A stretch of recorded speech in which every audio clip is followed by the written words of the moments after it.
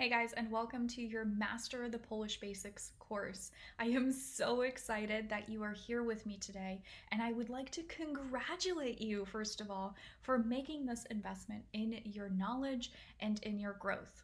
For the next 7 days, we will be tuning in every single day to learn the Polish basics and to cover some amazing grammar exercises, some reading, some speaking, some writing. It's going to be a lot of fun, and this was your first step to your commitment. But make sure that you have me on your calendar for the next 7 days because consistency is going to be key throughout this process. Before we get started, let me give you a quick introduction of who I am for those of you who may not know me yet. You might have heard me teaching you on the Talk Polish podcast, right? Some of you have seen a little bit of me on Instagram, some maybe on Facebook, and some may have seen me in your Talk Polish freebie library. Or I may have just dropped you an email, right? So wherever you came from, my name is Joanna, and I would love to give you a few sentences about myself. I have been teaching the Polish language for over 10 years now, and I have helped so many students just like you go from zero knowledge to Polish fluency. And the first step is always mastering the basics. So that's what we're going to cover in this course. Now, before we fully jump in, I would like to give some very important announcements. One of them is that you will get out of this course what you put in. It's not just going to be enough to listen to the lessons. It's not just going to be enough to do the homework exercises. We will have to put in real time in order to practice your vocab, to practice your homework, and to review all of your notes. So please, before we jump into this week, go ahead and block some time on the calendar to specifically mastering the Polish basics. The ratio that I usually give my students is 1:1. For one lesson with me, you will need 1 more hour to review your notes, to review your vocab, to go over your homework, and to make sure you understood everything. Now, the great thing about an online course is that you can click and pause me. Right? So whenever you are confused about something, if I am going too fast, you can just pause and then you can start back up whenever you're ready. Okay?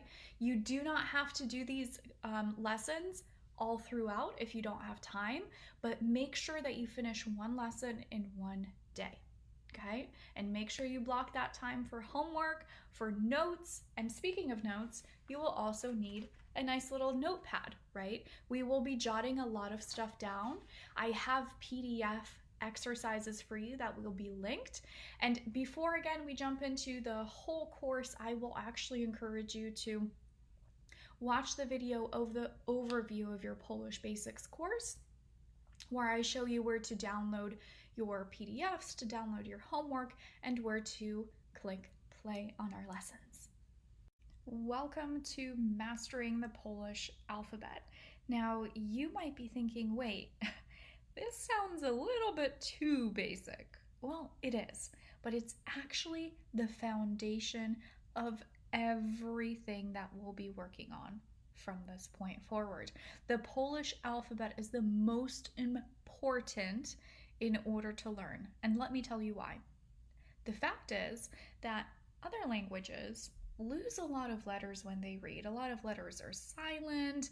A lot of letters sound different in one word versus the other. Not in the Polish language.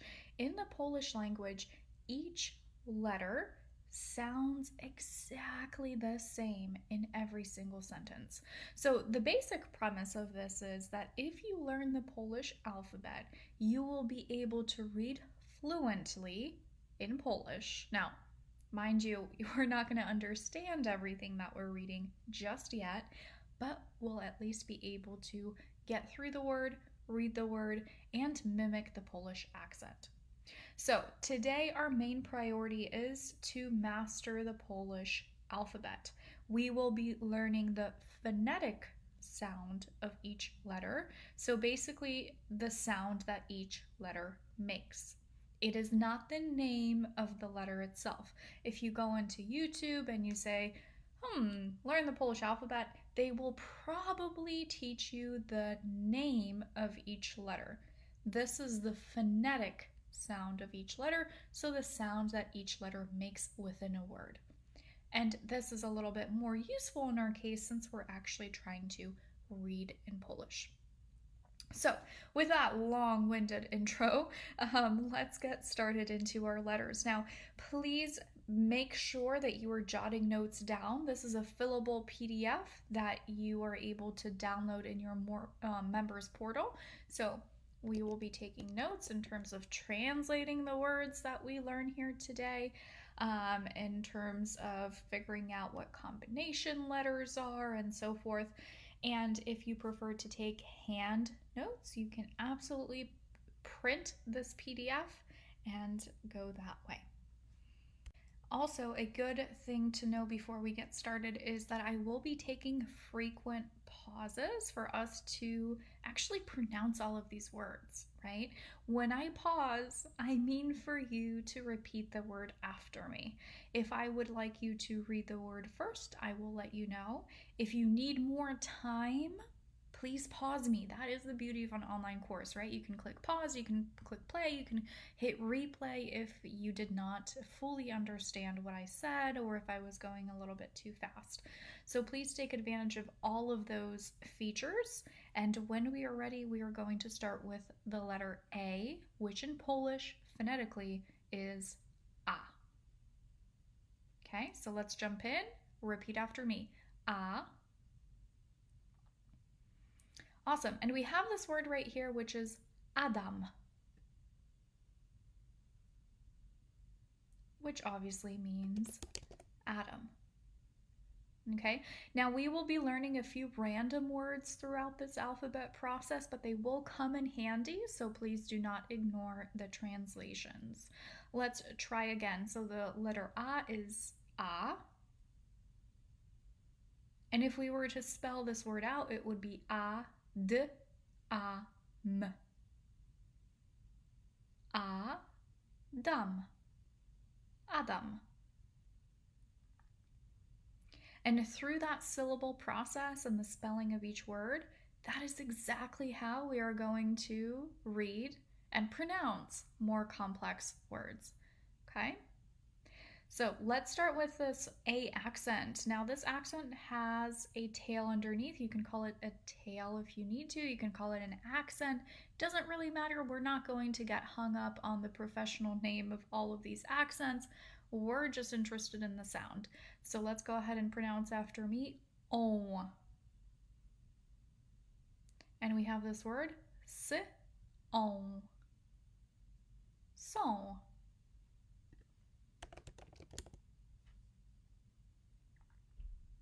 And one more time, son. Perfect. Make sure that you are writing the translations down. You have the room to do so in the fillable PDF, or if you have chosen to print your worksheet. The next sound is B. Like in the word bar, which, surprise, surprise, means bar. So I will also love for you to think for yourself, right? And I'm going to ask you a lot of questions as we go through this learning process. And I will say, well, what does this word look like, right? And feel free to make mistakes, feel free to make predictions. This is what the learning process is all about. Let's move on to the letter C. One more time, C. Cena. And this is how we got there. C-E-N-A. Cena. Cena. Perfect. So, like I mentioned in the beginning, when we know the Polish alphabet, we can spell out each word.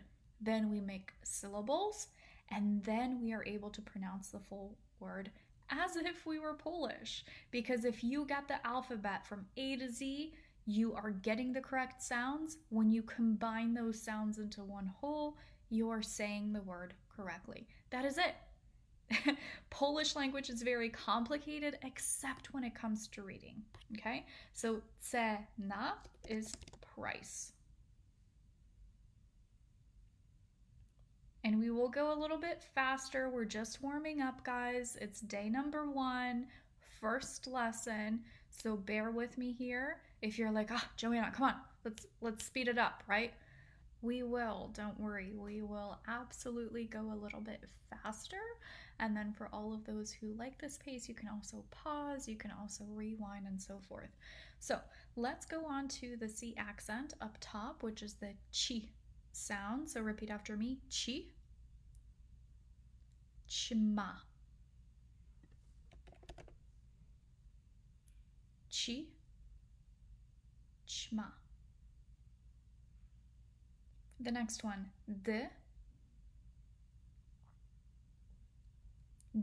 a, t, a. Da, ta.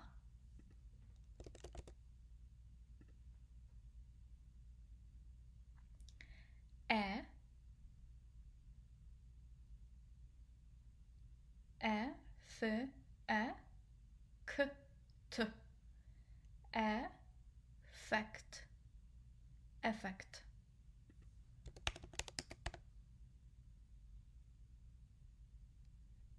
Ę, k, a. Ręka, ręka.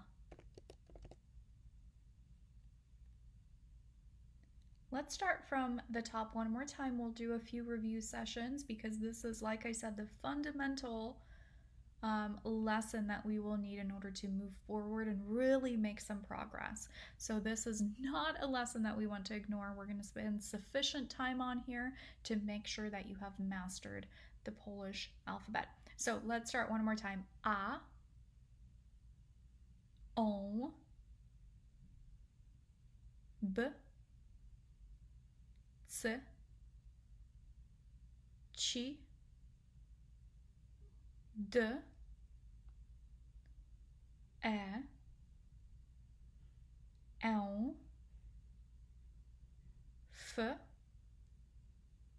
Like in the word f, I, r, m, a. Repeat after me. Firma, firma.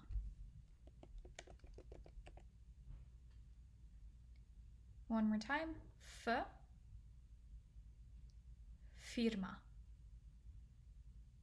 Beautiful, guys. Make sure you are writing down the English translations. I'm not saying them because we want to focus as much on Polish as we possibly can. So as you see it, please write it down. This will be for homework. We will need to memorize these words. Like I said, what you put into this course is what you will get out of this course. So the more you practice, the more you focus, the more masterful of the Polish basics you will be. Let's move on to the G sound. Repeat after me. G, G, O, L, F. Golf, golf. Which, surprise, surprise, means golf, right? H, hotel, hotel. And we got there from spelling it out. So we would say h, o, t, e, l. Hotel, hotel.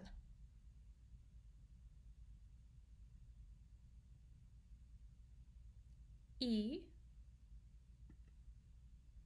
Now, the letter E by itself actually means and. So we should write that down. E by itself means and. And we have E like in e-meow. E-meow.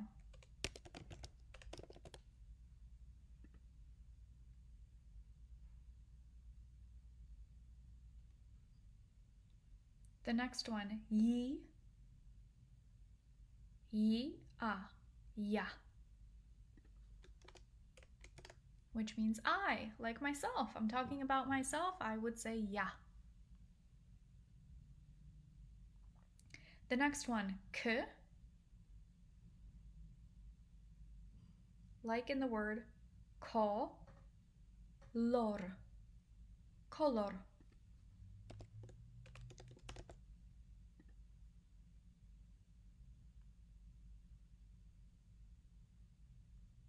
The next one, l, e, k,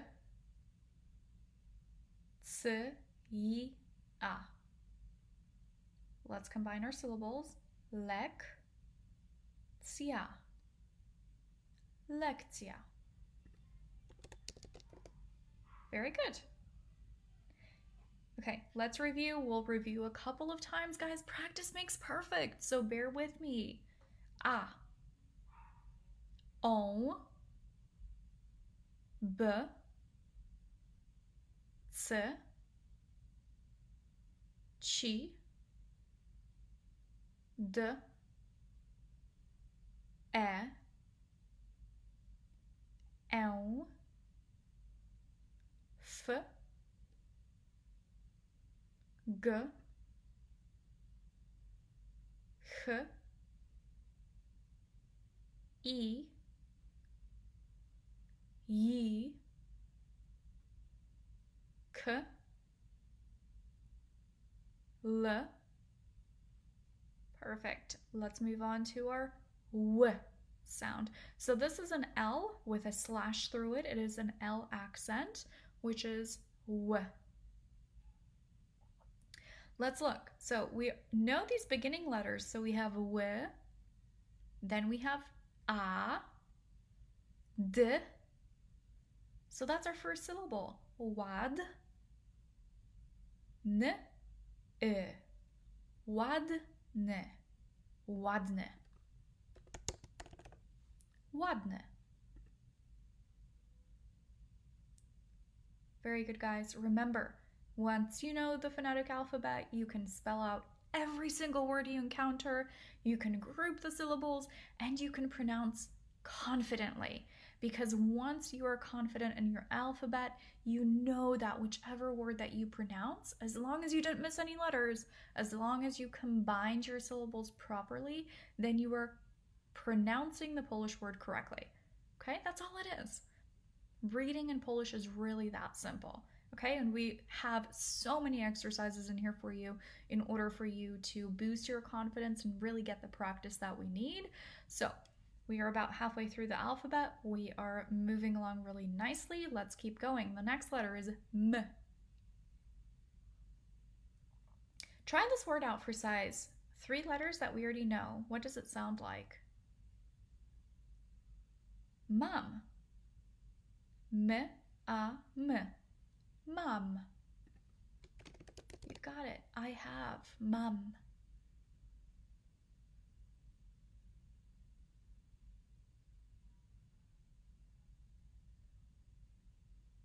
Okay, next one. N. Noc. And we got there from n, o, c. Noc. The next one is like your body part, your actual knee. So this is the knee sound. It's a very short knee though, don't drag it out. Koń. Koń.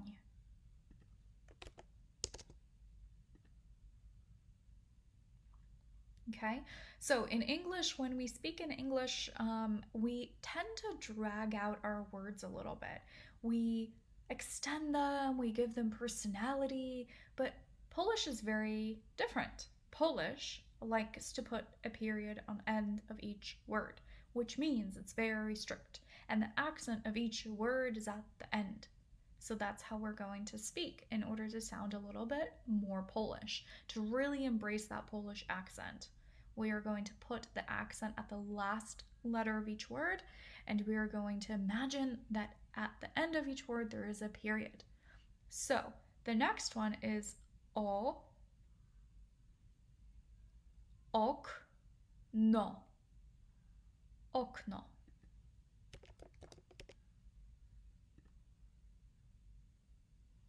O accent, which is u, us, ma, usma.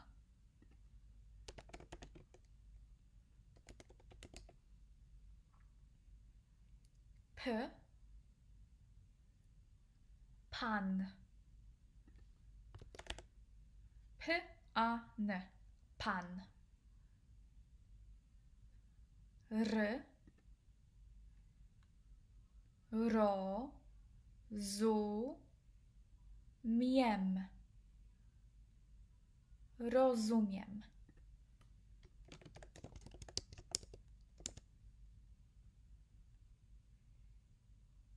Beautiful guys, I really hope that you are pronouncing these after me because I know this. I was born as a native speaker, so fortunately I didn't have to learn the Polish alphabet. I did, however, have to learn the English one. So, because we are reviewing the Polish alphabet, I really hope you're pronouncing each and every single letter after me, as well as the word, because this is how we're going to learn how to read. And like I said, we have exercises in order to really hone in on these skills. Let's go ahead and review up top. So, starting with the A sound, you're going to repeat one more time after me. A, on, b, c, ci, d, e, ę, f, g, h, i, j, k, l, w, m, n, ni, o, u, p, r, s, s, e, n, s. Sense.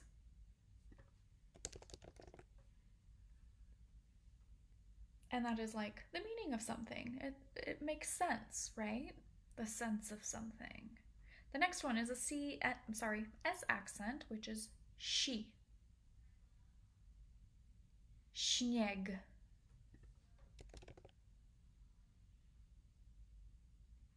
The next one, t, o, to. U, l, i, c, a. Ulica. Ulica. W, o, d, a. Woda. Woda. Now, this one people forget a lot, so I've made an association with it. You know how when you're thinking and you just go like, that's that sound. D, o, b, r, dobry. Dobry. Z, e, b, r, a. Zebra. Zebra. All right, guys, I know that this may seem a little bit boring, but it's not. We're having fun. We're learning so many words. And this, like I said, is the fundamental of your Polish alphabet, your Polish reading, your Polish pronunciation. Master this, game changer. So please be sure to focus. Look, home stretch, 2 more letters.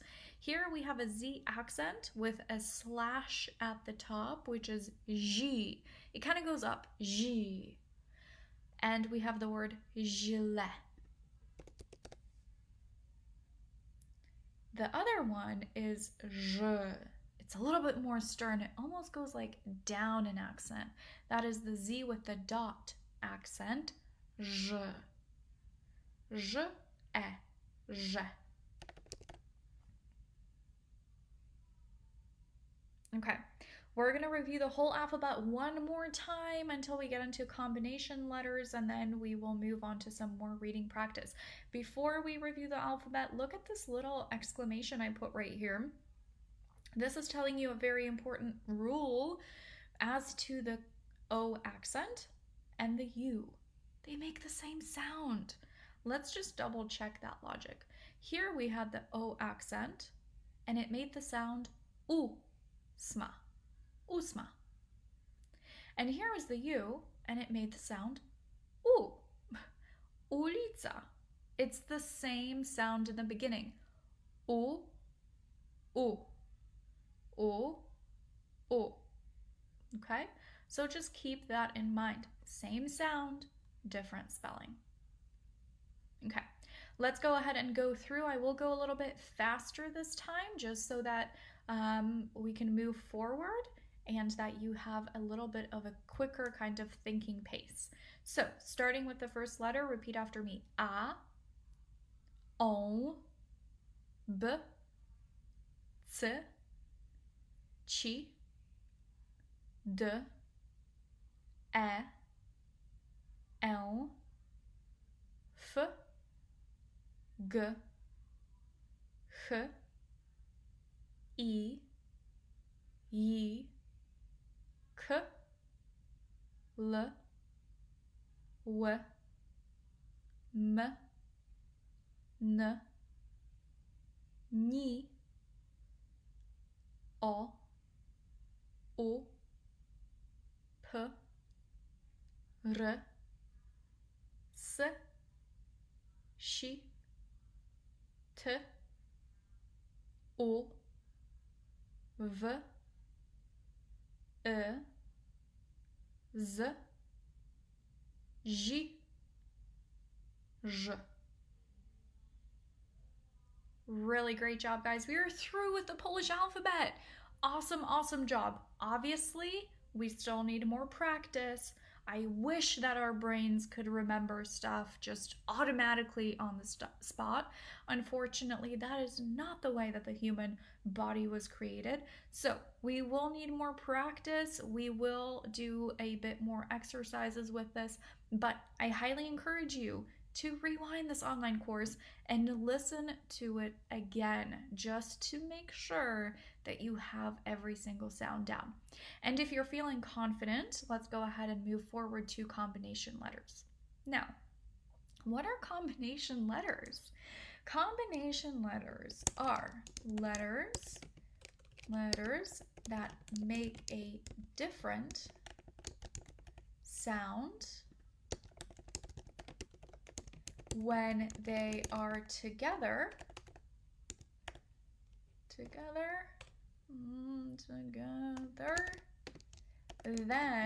if they are apart.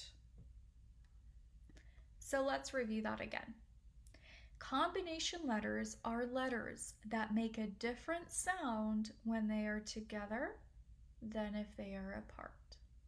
Let's take the DZ combination letter example. D by itself is D. We know that now.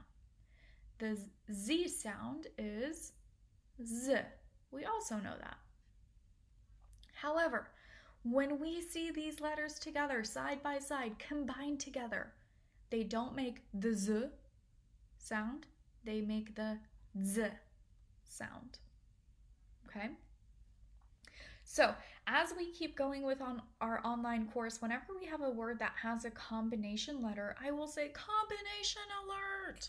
And you'll be like, oh, okay, let me find the combination to make sure that I group those sounds together. So, for example, I won't read this word like the zvon. I will recognize that DZ is a combination, so I will combine this first sound together, z, v, o, n, dzwon, dzwon, dzwon. So this is z. Cool. All right, let's look at the next sound. This C, if it were by itself, it would make ts. If this Z was by itself, it would make z. But we don't say tzas. We say, oh, CZ is a combination, so I am going to combine this into ch, a, s.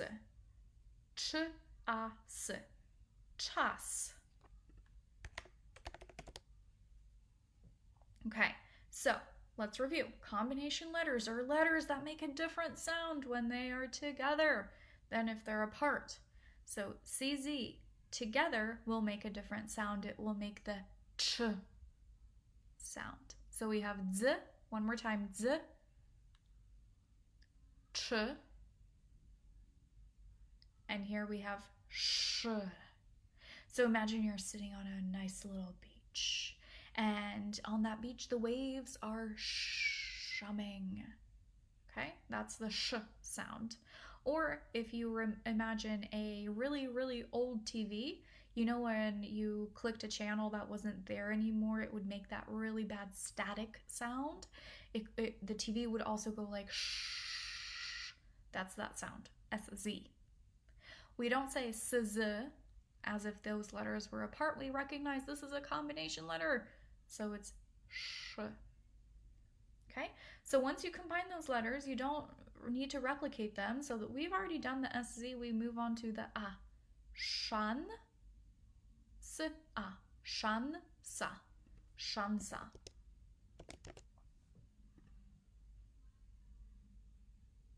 Very good, guys. Okay, now let's move on to our accents. All of these accents up top with the line, which is called the kreska, but we don't need to worry about that.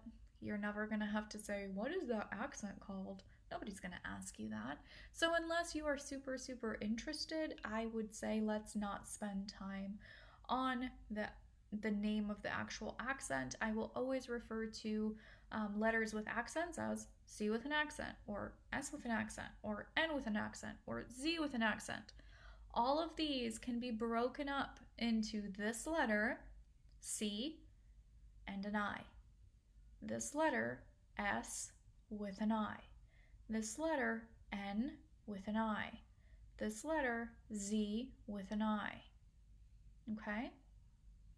What that means is, when you see CI together, it will make the same sound as the C accent, which was chi. So, we already know this word because we learned it in our alphabet. Let's go back.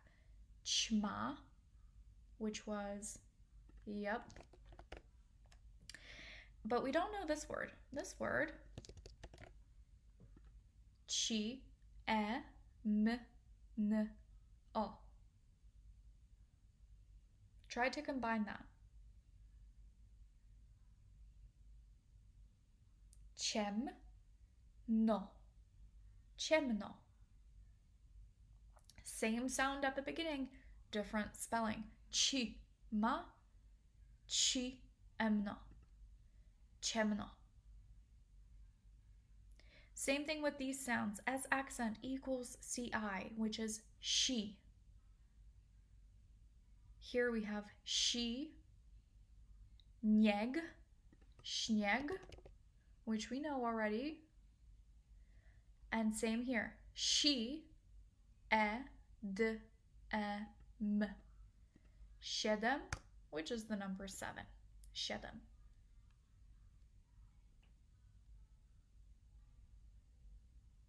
Okay. Let's review our combinations. Z, ch, sh, chi, she, she. Same sound. Now, this one was a body part. It was our knee. Ni will also be the knee sound, which is nic. And we already know koń. Okay, make sure you're pronouncing these after me. Okay, every single time. Now, this sound, what was this sound? Do you remember? J.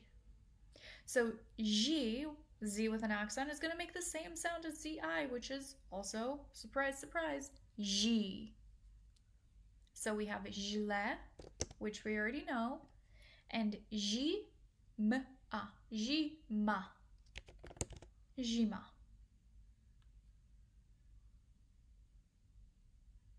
Very good, guys. Next one.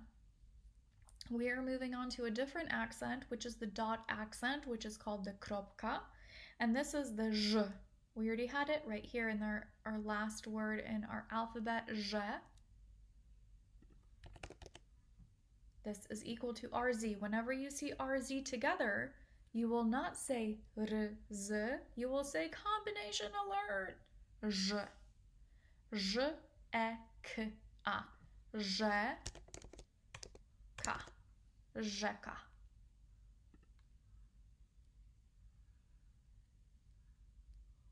Okay. Upcoming now is our only silent letter. Sometimes, when it is grouped with a combination, the C does not make a sound. When it is grouped with CH, it is the same sound as an H, which is H. So, herbata, herbata, chleb, chleb, chleb.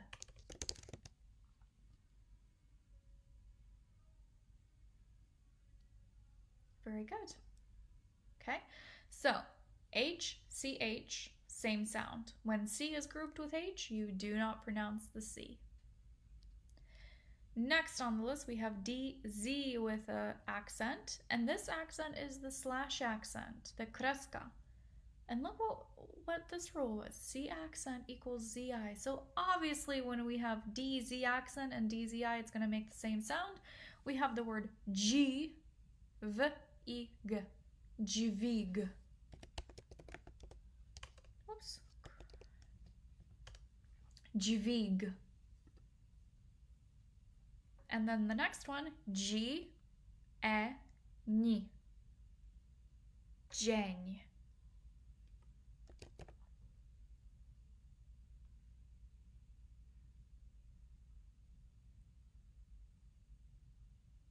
Beautiful. And the last agenda item is the DZ with the kropka, which is the dot. This is dż, like dżungla. Dżungla.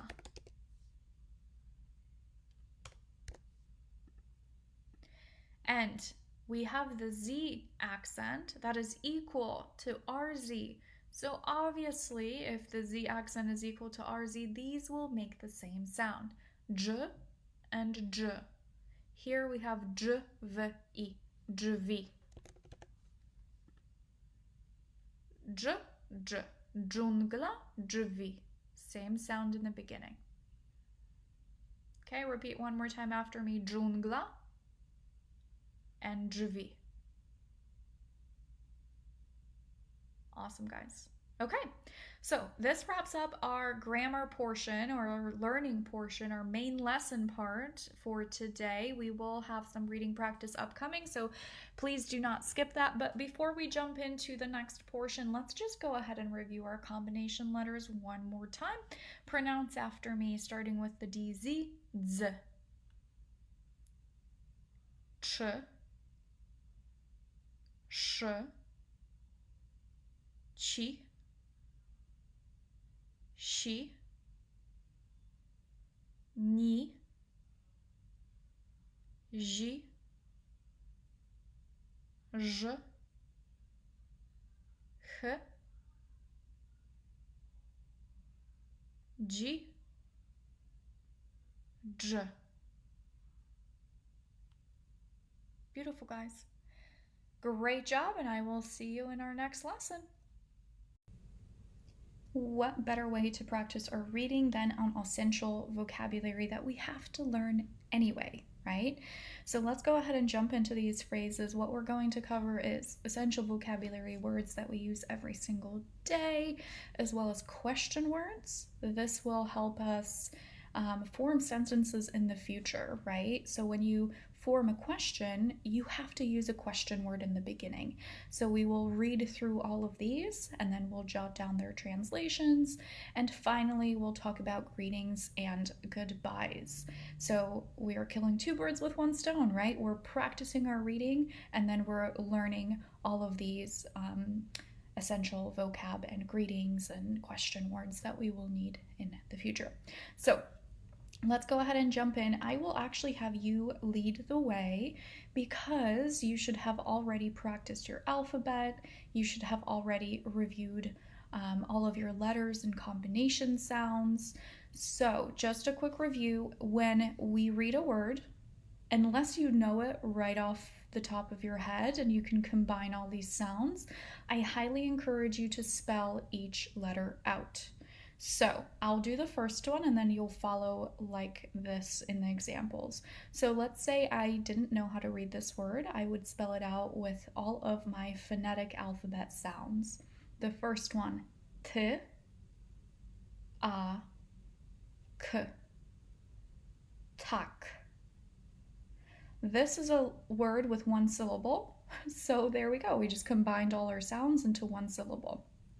If we have a word with multiple syllables, we will combine those syllables in order to make the full word. T, a, k, tak. Tak. Okay, you probably knew that word, but hey, it doesn't hurt to review and practice, right? The next one, here we have a combination. What's our combination?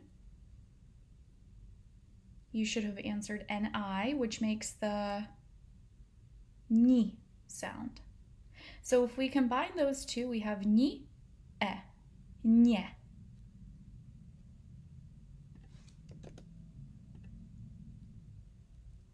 One more time, tak, nie. So the great thing about the Polish language is that as long as you know all of your sounds, you're able to pronounce all of these words without any issues. Okay, so just like we have in our podcast, right, the Talk Polish podcast, what you can do is you can download the accompanying PDFs and you can try to read those words by yourself for extra practice and then listen to the recording of the podcast to make sure you got all the correct sounds.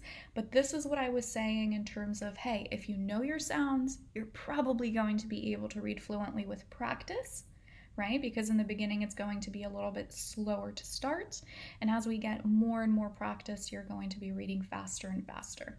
And then all we have to do is master grammar and the meaning of all these words and nouns and adjectives, and we'll be all set to go. So try the next one for me. We do have a combination and an accent here. We have SZ and E accent. Okay, so go ahead and make those sounds and then we'll check.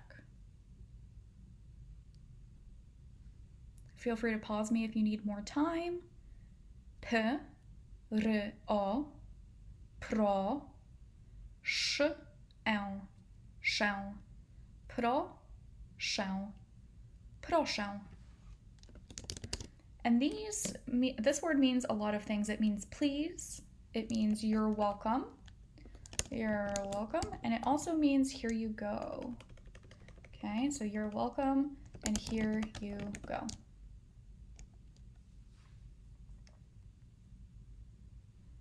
The next one I'm sure you guys know very well, but let's actually look at the spelling and analyze it. We have DZI, which is an accent. A combination. Then we have an accent, and then we have an accent at the end. So looking at this combination, we're going to make this as one sound. G, L, K, U, Y, L. Syllables. G, L, gel. Ku, yell. Gel, ku, yell. Gel, ku, yell. Now, if you have Polish friends or family, you might have heard dziękuję, because when Polish people started to talk faster and faster, they stopped pronouncing their accents. So most likely the flat E is at the end when they say it. So they say it without the accent, dziękuję. Okay, but you know that the correct spelling is with the E accent, and if you want to be more proper, you will pronounce those accents. Dziękuję, dziękuję. When you're ready, go ahead and take the lead on the next one. We have really short words in here, so it should be fairly simple.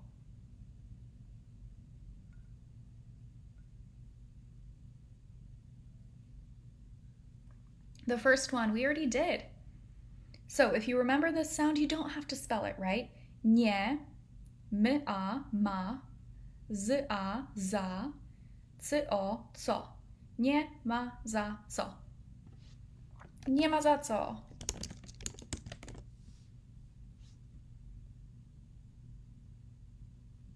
All right, now for a fan favorite. Everybody trips up on this word for some reason.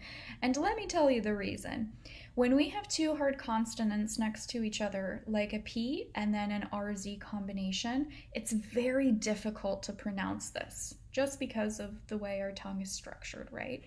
So what happens is that RZ is actually a little bit fainter. It's not like a thick zh sound. It's more like the SZ, which is sh. So when I say it, I'm going to say psze. P-sh-e. So I'm making that combination just a little bit fainter. Psze. P-r-a. Pra. Combination sh-a-m. Sham. Przepraszam. Przepraszam.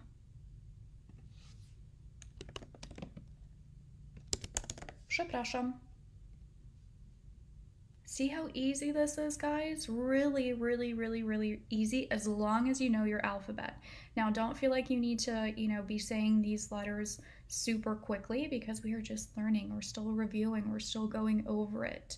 But definitely the more you review, the faster you're going to get this, and the faster you're going to be able to read any word that you come across, because you'll know the letter and you'll know the syllables. And with time, as you start reading more and more, you're going to see the syllables in different words, right? It's just different syllable combinations in a different order. So for example, we have nie right here, which means no, but we also have the same word right here, nie, right? It's just in a different context. We might also see it in a different word, like look at this one. Here we have nia, which is nya. Here we also have nia, which is nya. So as your brain starts seeing those letter combinations more and more, those syllables more and more, it's going to be automatically telling you, oh, I know that sound, let's say it this way. Oh, I know that sound, let's say it that way. Okay, so our reading will become faster and faster. Go ahead and try to spell this one out for me, make your syllables, and then tell me the pronunciation of the word. And remember to utilize that pause button, because I'm not necessarily giving you a lot of time, because we do have that pause button, right? So feel free when I give you an exercise to do, just go ahead and automatically click that pause button so that you're not rushed. And then when you're ready, go ahead and hit play and we'll go over the answer. So spell after me. R, oz, roz, u, m, I, m. Rozumiem. Rozumiem. Rozumiem.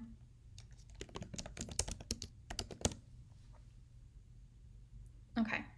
Because we are in this amazing Master the Polish Basics course, what I will also tell you is a really quick grammar trick with every single verb. if we want to say, I understand, let's say you understand a sentence, and then you suddenly don't understand. You want to negate a verb. When we negate a verb, we just put no in the beginning. How easy is that? So rozumiem becomes nie rozumiem. We can do this with every single verb that we have. Rozumiem, nie rozumiem becomes I don't understand. And repeat that phrase one more time after me. Nie rozumiem. Perfect. All right, grab the next word. Pause me if you need more time. I'm not going to wait a long time. V-I-E-M. Wiem. Wiem. Wiem. And same thing here. You know something, but then you want to say, well, I don't know. What do we have to do? We just put no in front of the verb. Nie wiem. And it becomes I don't know. Repeat after me. Nie wiem. Very good, guys. Next one.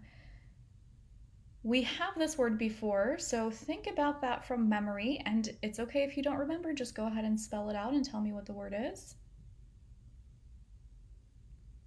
Proszę. And this is the great thing about figuring out the grammar of a sentence. We know proszę, so we automatically know that means please. And now we just have to translate this word, right? Pov, P-O-V, pov. Ty-u, tu. Combination, ż-y-ć, żyć. Let's blend it all together. And if you make your syllables and you have a hard time blending those syllables together to get the full word, imagine as if you were singing a little bit. So just drag out those syllables. Powtórzyć. And then you kind of hear it, right? Powtórzyć. Powtórzyć. So don't be afraid to drag out those syllables, like I said. But then at the end, when you hear the actual word, when it starts to take form, shorten it up, because we remember that the Polish language is very short and strict at the end. So imagine as if you were putting a period at the end of each word. Powtórzyć.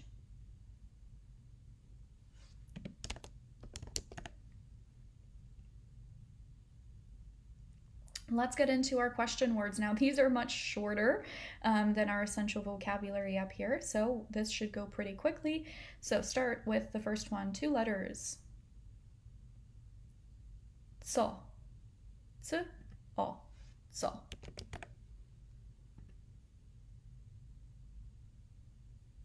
K-t-o. Kto.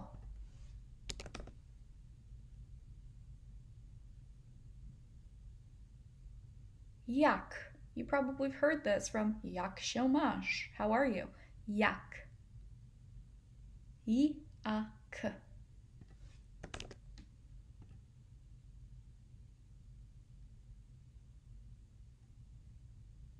Okay, guys, just remember you should be saying them first. This is your practice, not mine.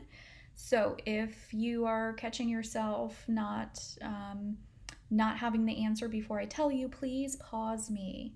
I'm not dictating any speed here. You're probably going to need a little bit more time. So again, highly encourage you to use that pause button. K-I-E, kie, d-y, d. Kiedy, kiedy. Kiedy. And one more note, please make sure to repeat every single time after me. The more practice, the better for you. When I say a word in Polish, boom, you say the same word. When I say a word in Polish, boom, you say the same word. And again and again and again, okay? Next one, g, g, combination, g, e. G, g, e. Gdzie. Gdzie. Gdzie. Okay, this one is a tongue twister. I see a lot of people struggle with this one. Feel free to spend more time on it if you need to. One more time. G, G, E. Gdzie. Okay, and we have a accent right here. So s, k, on, d. Skąd, skąd. Let's chat about this word for a second. The Polish language has way more question words than the English language, and they have a lot of prepositions. Preposition is just a fancy word for from, on, to, in, next to. Those are all prepositions. Instead of using prepositions like in English, where from, we just figured out, hey, you know what, let's just make a word that has all that built in. So we are going to use this word in the future to say, where are you from? You're not going to use where. You're going to remember, oh, okay, I need to use the word that already has that context built into the actual word. So I have to use skąd. And when you're ready, go ahead and spell the next one and put your syllables together.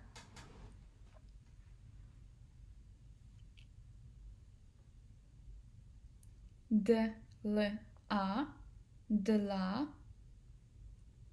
Combination right here, ch, e, g, o.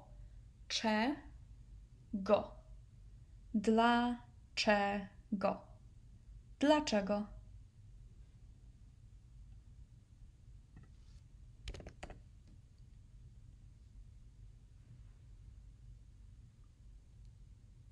O, k, t, u, który,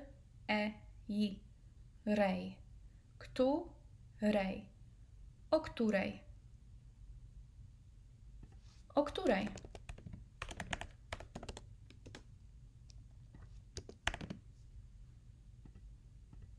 Okay, so we're going to use this when we are making plans with someone. You're just going to say o której, at what time.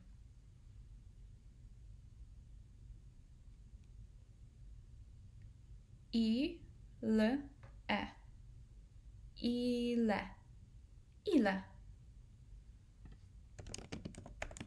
Which means how much, and in other cases it means how many. How many? It's not going to fit in here for me, but you guys know how to write it down. How much? How much? How many? There we go. That's the only way it's going to fit in there for me. Okay. And the next one, we have a combination here. Ch, ch. And this word means a lot of things, and let me kind of give you the backstory of why. The English language has, for example, do you have? But then when we change the person, like we want to ask her about she, we say does she have? We also say do I, but does he? Right? So we have two different grammar things. So this means both of them, do and does. Okay, and then when we ask, for example, is she reading? We sometimes say, is she reading? But does she read? And the question word changes, right? So it also means is. Okay, because all of these words are English grammar concepts, not Polish grammar concepts. They just have one word for all of these. And then also it doesn't mean a question word. In some cases it means or, which is not a question word, right? We might say coffee or tea. We would say kawa czy herbata. Kawa czy herbata. So we would also use this word when we want to say or. Beautiful, guys. Let's get into our greetings and goodbyes. Now, some of them you might know, okay? But we'll still analyze the word. We'll still figure out our combinations. And then you'll actually know where the sounds come from, right? Because I really don't want you memorizing Polish vocab words ever again. Not memorizing. I want you to actually read them. You now have the skills, slowly but surely, you have the skills in order to read and pronounce for yourself. And you can have assurance that if you are pronouncing the right letters and combining them properly, you are pronouncing them correctly in Polish. There's no black magic in here, right? It's not rocket science. Polish reading is actually very, very simple. So with that in mind, let's go ahead and read the first one, which I'm sure you guys know what it means, but we're actually going to do a little something different with this word, and I'll show you in a minute. Let's read it first. So we have a combination, right? We have ni, dzień, dobry. Dzień dobry. Dzień dobry. Okay, let me tell you why my teaching is so effective real quick on this example. Because we are not going to conjugate or translate this as good morning. We're actually going to translate this as day good. Wait, what, Joanna? Why are we doing that? This is why. This word, if we were to translate dzień, that means day. If we were to translate dobry, that means good. Okay? So if your brain is looking for the word like, oh, my day is going okay, or I have a lot of plans in my day today, you're not going to know the word day unless you learned it in a different context, right? So the reason why we do literal translations is because it allows you to use this word, this translation, in a different context. And you're seeing the actual components of the phrases in the Polish language. Because the structure of the English language tells us to use the word good, morning. We don't have the word morning in here. Morning in Polish is rano. We don't say rano in here. We say day and we say good. So if we flip those, if we say good day, that actually makes a little bit more sense. And we know that we're referring to good morning, right? This allows you to recognize dobry in a different context and know that it means good. Okay, I hope that made sense. We will touch base on this a little bit more in the future. Okay, so just trust now that the literal translations are going to allow you to find words in your brain a little bit faster than just memorizing equivalent phrases in the English language. Okay, let's look at this one. Spell it out for me and say it. D-o, do. B-r-a, bra, n-o-c, noc. Dobranoc. Dobranoc. What do we have here? We have dobra, which is similar to dobre. And guess what? It means the same thing. Good. And noc means night. So, instead of just telling you, hey, this phrase means good night, we actually split it up so that the next time you want to say, well, why don't we just meet later at night? You're going to know to use the word noc. If you're going to want to describe your night as being amazing, hey, I had such a great night because we played games and we watched movies, you will know to just use the word noc. See how that makes sense? We're expanding your vocabulary by not really doing much more than literally translating and knowing where these words come from. And let me show you on the next example. Dzień dobry meant good, day good. So dobry means good. Look what we have here, dobry. So boom, you know that means good. Wieczór is evening. So this means good evening. And let's spell it out. W-I-E, wie, combination, cz-u-r. Czur. Wieczór. Wieczór.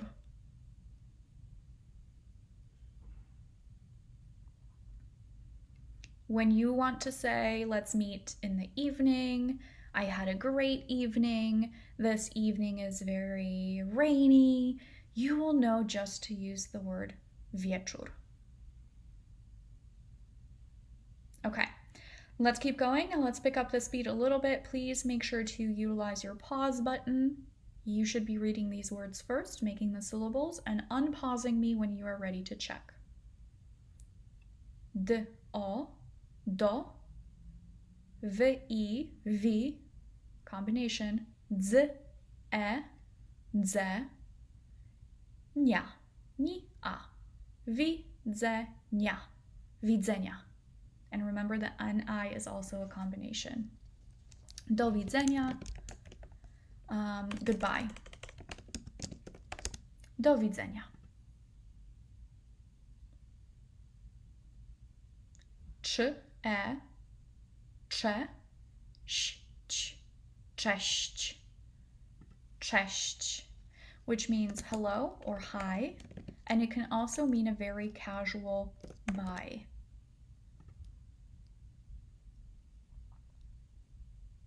D, o, do, j, u, t, jutra. Do jutra. Do jutra. Till tomorrow. Jutra comes from jutro, which is tomorrow. When you want to say tomorrow, let's meet tomorrow. Tomorrow is going to be a great day, or I have a lot planned tomorrow. Whatever word or sentence you need, you will use jutro or jutra conjugated. Okay? Do, z, o, zo, b, a, ba, ch, e, ni, a. Zobaczenia. Zobaczenia.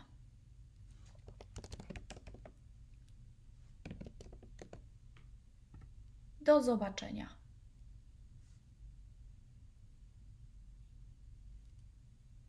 N, a, na, r, a, ra, z, i, zi, e, zie. Na razie. Na razie.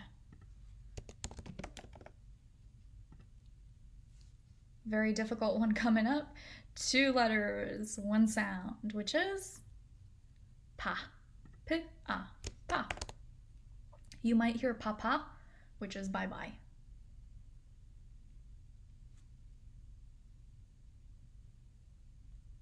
B, a, r, dz, o. Bardzo. Bardzo. M, i, mi, miło. Bardzo mi miło.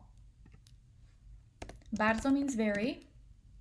Mi technically means me, and miło means nice. Bardzo mi miło. Very me nice. Now this was a shortened phrase.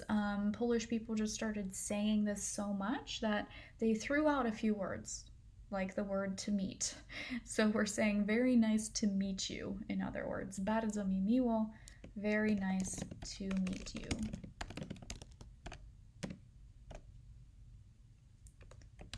Yeah, that one. Okay. Very nice to meet you.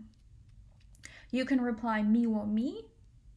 So very nice to meet you, right? We just took out the bardzo. See how that construction went down? So we have bardzo mi miło. You can shorten it up even more. You can say miło mi without the very. Nice to meet you. Mnie również. M, n, i, e. Mnie. R, u, w. Rów. Ni, e, ż. Nierz. Również. Również.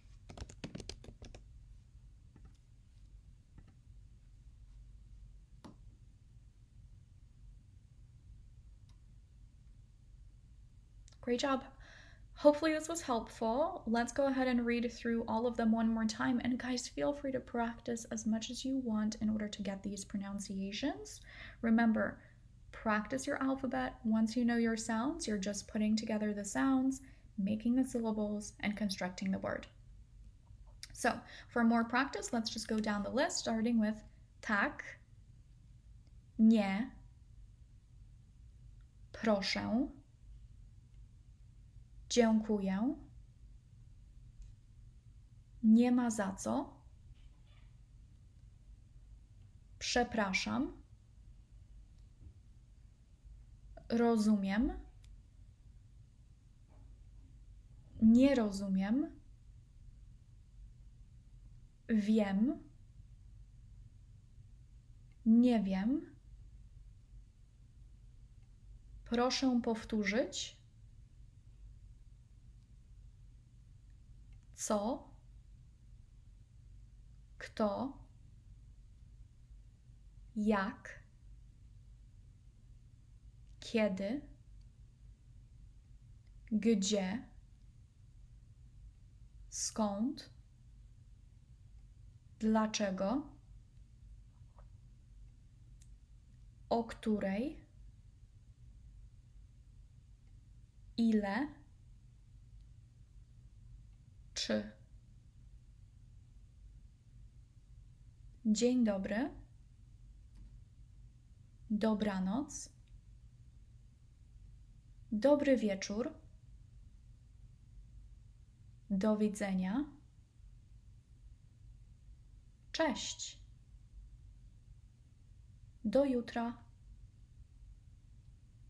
do zobaczenia, na razie,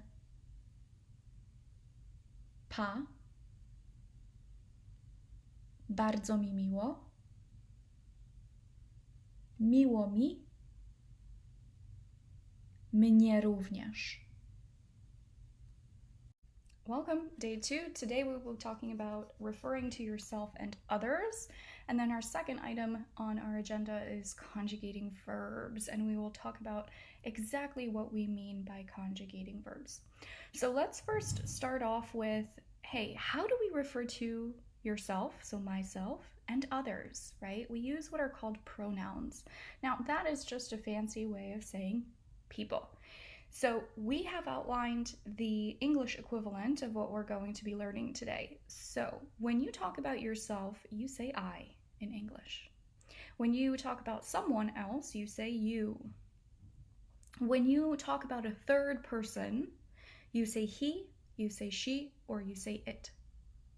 And this is all singular. We have this one little guy hanging out here. He's all by himself. All of these people are singular. Now here we have a group of people. What do we say when we talk about a group of people? Well, we say we as a group of us, we.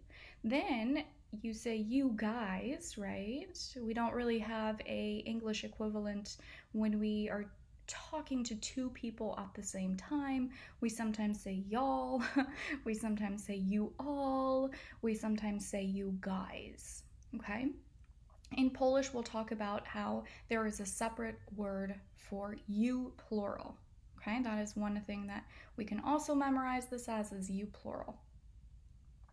Next, we talk about they. We talk about they as in a group of people, and that group of people in Polish will be broken up into masculine, which is saying definitely man group, right? So you see a group of guys, you're going to use a different word than when you see a group of women. Feminine, okay? So we will have two different words for that in Polish. Now let's go ahead and learn these in Polish. That's what we're here to do. I am actually going to have you lead the way because we know how to read these, hopefully, because we've practiced all of our letters. Then I will pronounce it and you will again pronounce after me. So go ahead and start with the first one. How do we say I in Polish? Ja. Okay, so we have two letters, yi, a, ja. Next we have you, which we say ty, I, ty.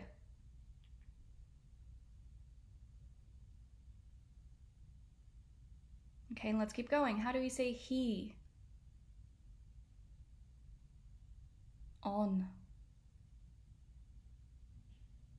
How do we say she? ona,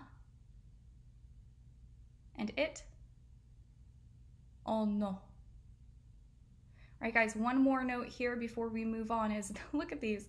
These look very similar, except for that last sound. So guess what the most important sound is? The last one. Because if not, we're essentially going to be saying the same thing. When we say on, we need to end on that n sound, on. When we say ona, we need to end with that a sound, ona. And when we say it, we need to end that word on the o sound, ono. Super important. Let's look on plural. So if we wanted to say we want to refer to we as a group of people, we would say in Polish, my.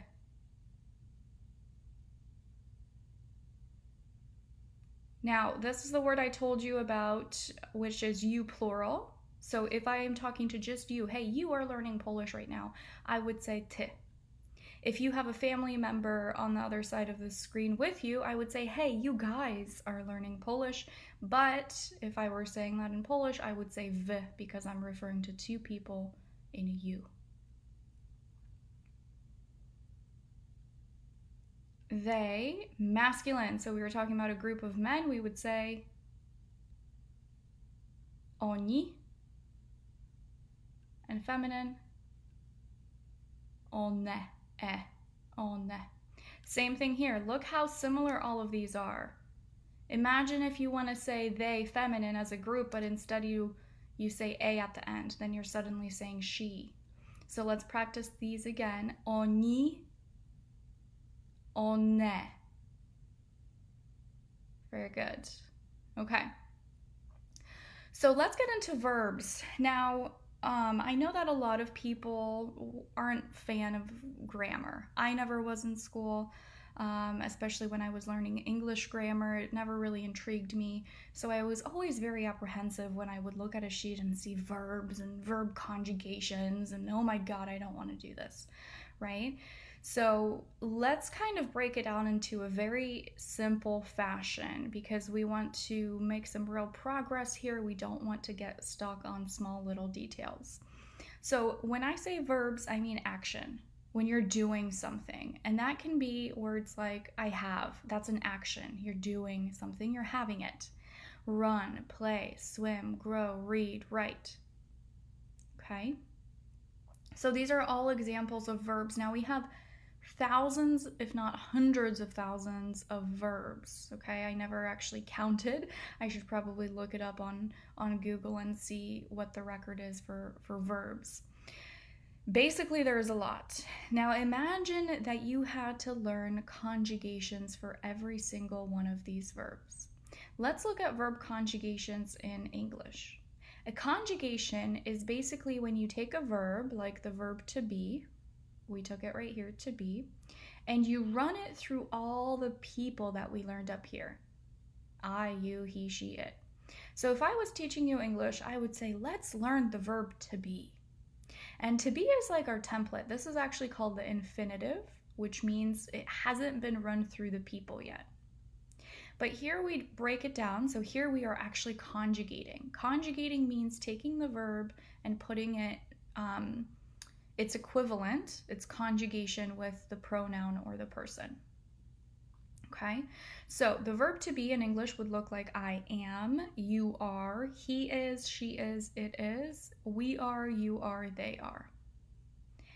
If I tell you in English, and you know English pretty well, if I tell you I are hungry, you're like, Joanna, wait a second. It's not I are, it's I am. Well, let me ask you, how do you know that? You know that because you've used this verb so many times, and maybe your English is your first language, so that your parents taught this to you and you know it automatically, you don't even think about it. If I were to ask you, well, hold on, why is it I am? Why is it not I are? Maybe you don't know the rule. Maybe you're like, that's just how we say it. That I know it's right. I don't know why it's right. So think about your first language. It may be English, it may be French, it may be Spanish. We have a lot of nationalities in here, so definitely think back to your language and think about how do we conjugate the verbs. Let's look at the verb to have.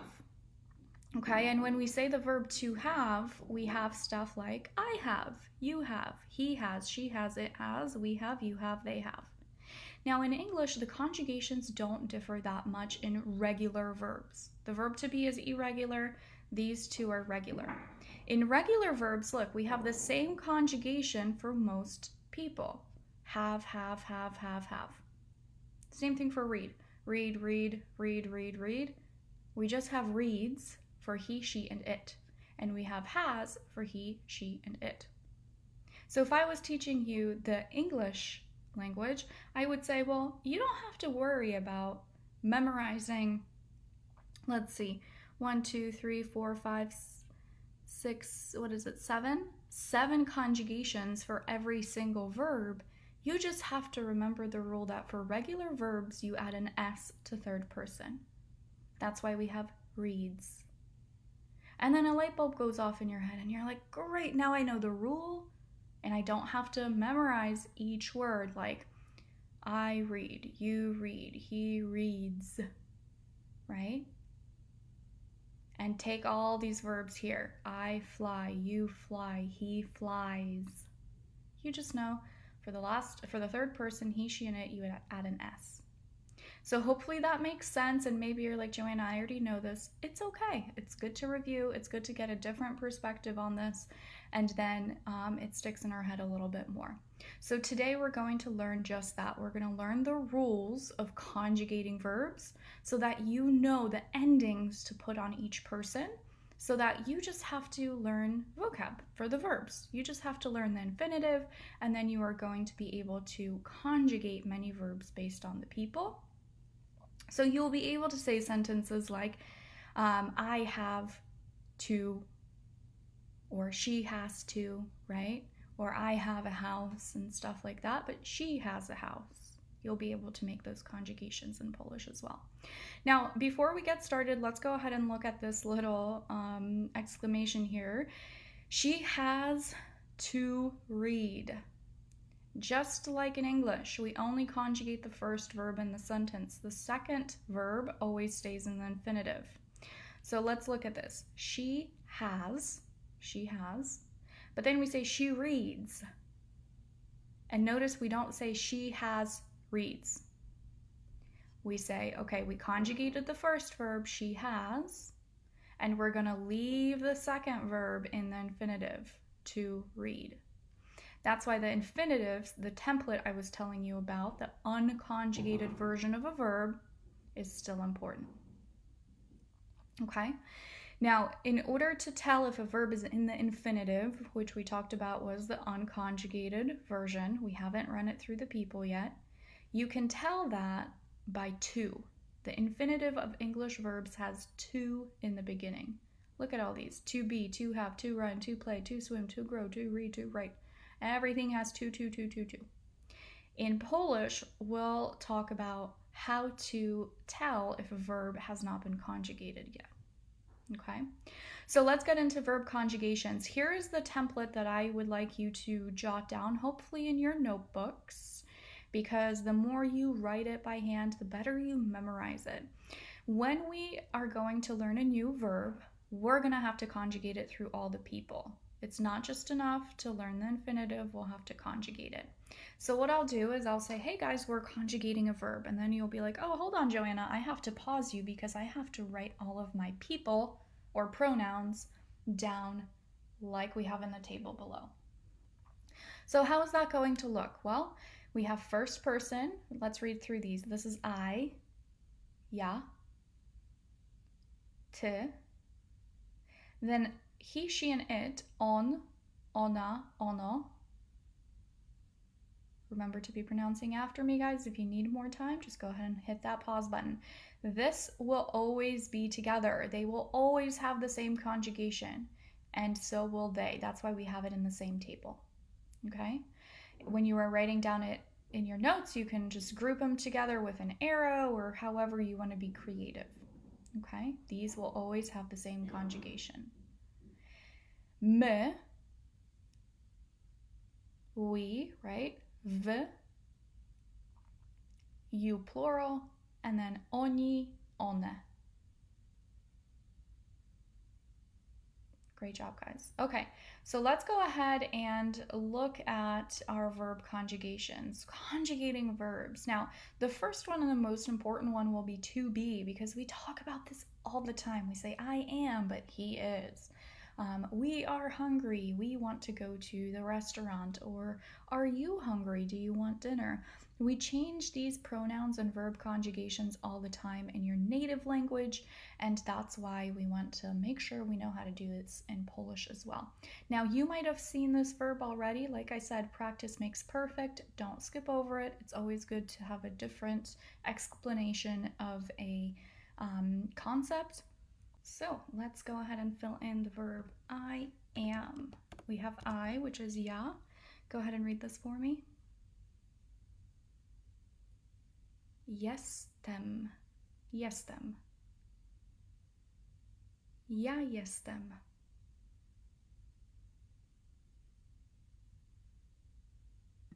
Ty. Try that for me. Jesteś. Jesteś. Well, jesteś. Now, he, she, and it always will have the same conjugation. This is jest. And that translates to he is, she is, it is. On jest, ona jest, ono jest. My jesteśmy.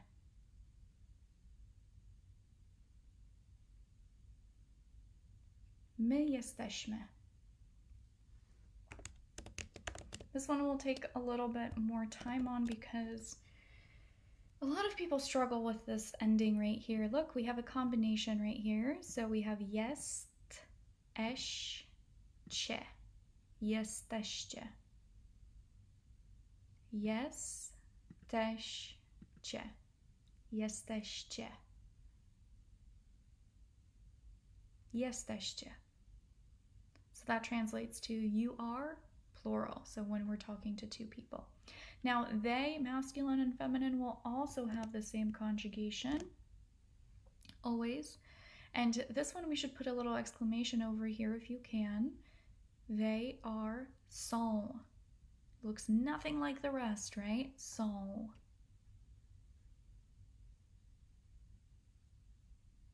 And we had this word in our alphabet, so now you know where it comes from. It comes from the verb to be, and it is our conjugation for they. That means they are. Okay, so the verb to be, the infinitive, the unconjugated version is bitch. You see that it's irregular, okay? But we know that a verb is in the infinitive if it has a C accent up top. Look here. To have, mieć. To read, czytać. Now, like I said, we don't want to memorize all these conjugations for however many thousands of verbs there are. So there is a rule, we're going to learn it right now. But we have to learn it on a verb that is regular, not irregular. So let's learn on the verb to have. We will say, ja mam, which means I have. Ja mam.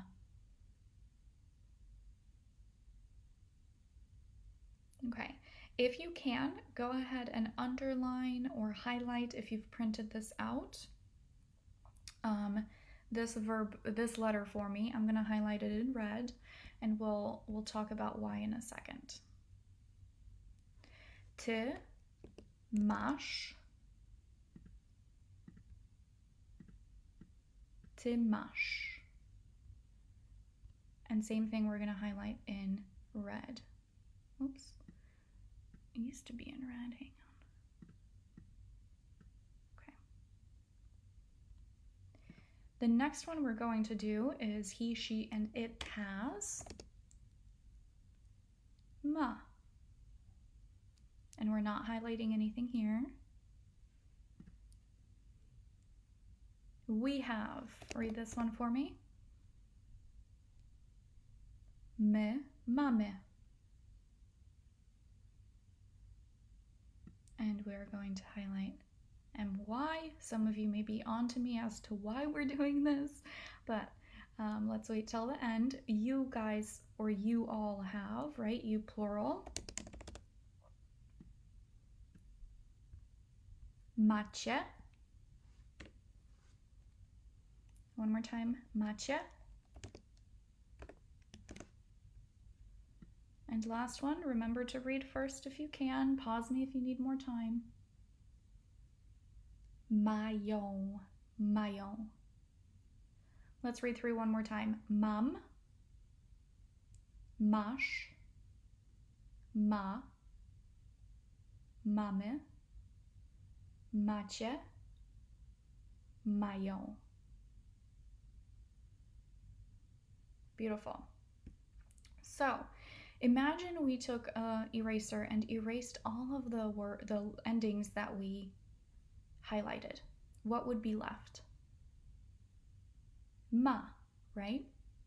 That's your stem. So if we were to export our endings, we put this verb endings here for the group MSZ, we'll talk about that in a second. We would have the stem, which is the root of the verb, stem, plus some sort of ending. For the first person, what's our ending? M, right? Stem. And we can put this in parentheses so it doesn't distract us. Or if you prefer, you can just have your ending. So my ending for first person is M. And I know I need to actually, have it as stem, right? So same thing for T. We would have the stem plus SZ. So our ending is SZ. He, she, and it, we didn't highlight anything. So this is just the stem, or you can put no ending. And it's just the stem, ma. And the stem obviously is going to be different for each verb. We're going to conjugate to read in a few minutes, so you'll see it in practice. Next, for me, this one is the one that rhymes. We have my, so we have our stem plus my, or you can just say my ending is my, me. For v, we've got cie. And for oni and ona de, we have what? J-A accent. Yeah. So now that we've exported all of these endings, we can just go back to our normal words. Now, you can memorize these, right? You can memorize thousands of verbs and you can go down the list, mam, masz, ma, mamy, macie, mają. And then you would have to do it all over again for other verbs. Or you can just remember your verb endings.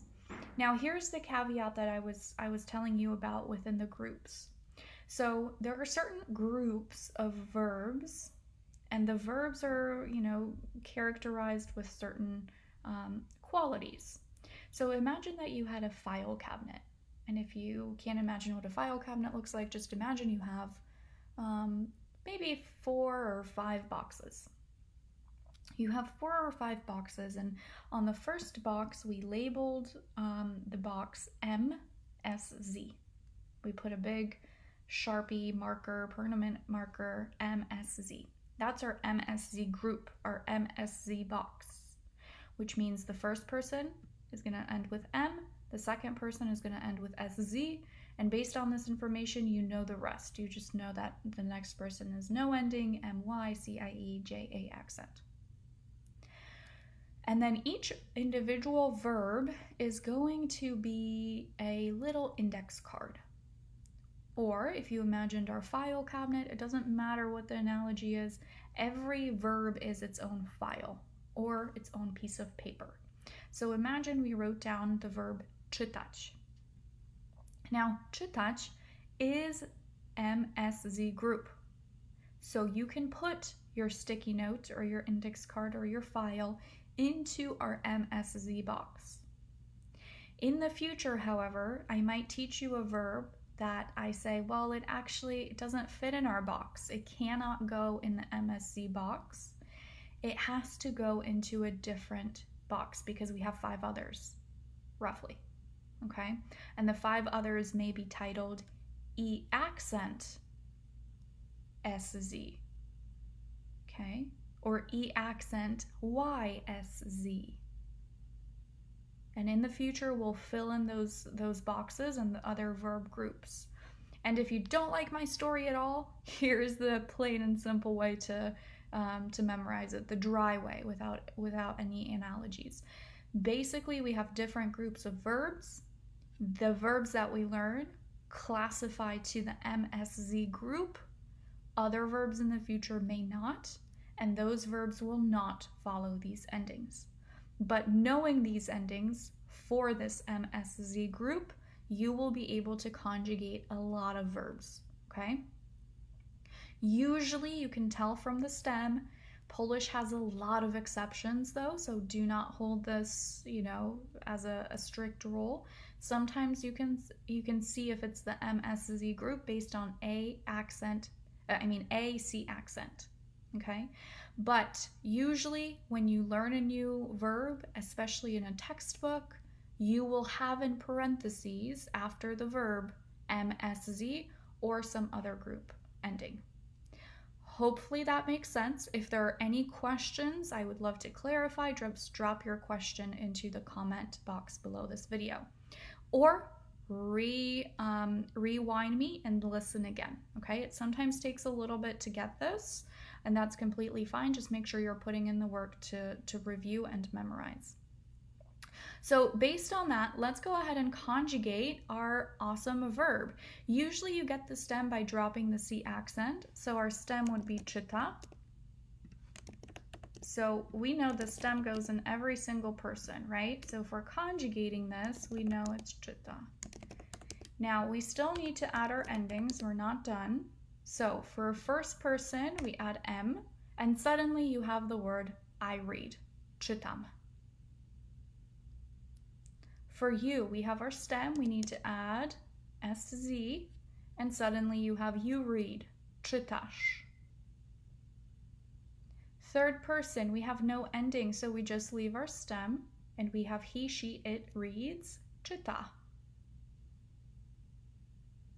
For my, we have our stem, and we have to add another my, and we're left with a rhyming word, my czytamy, my czytamy.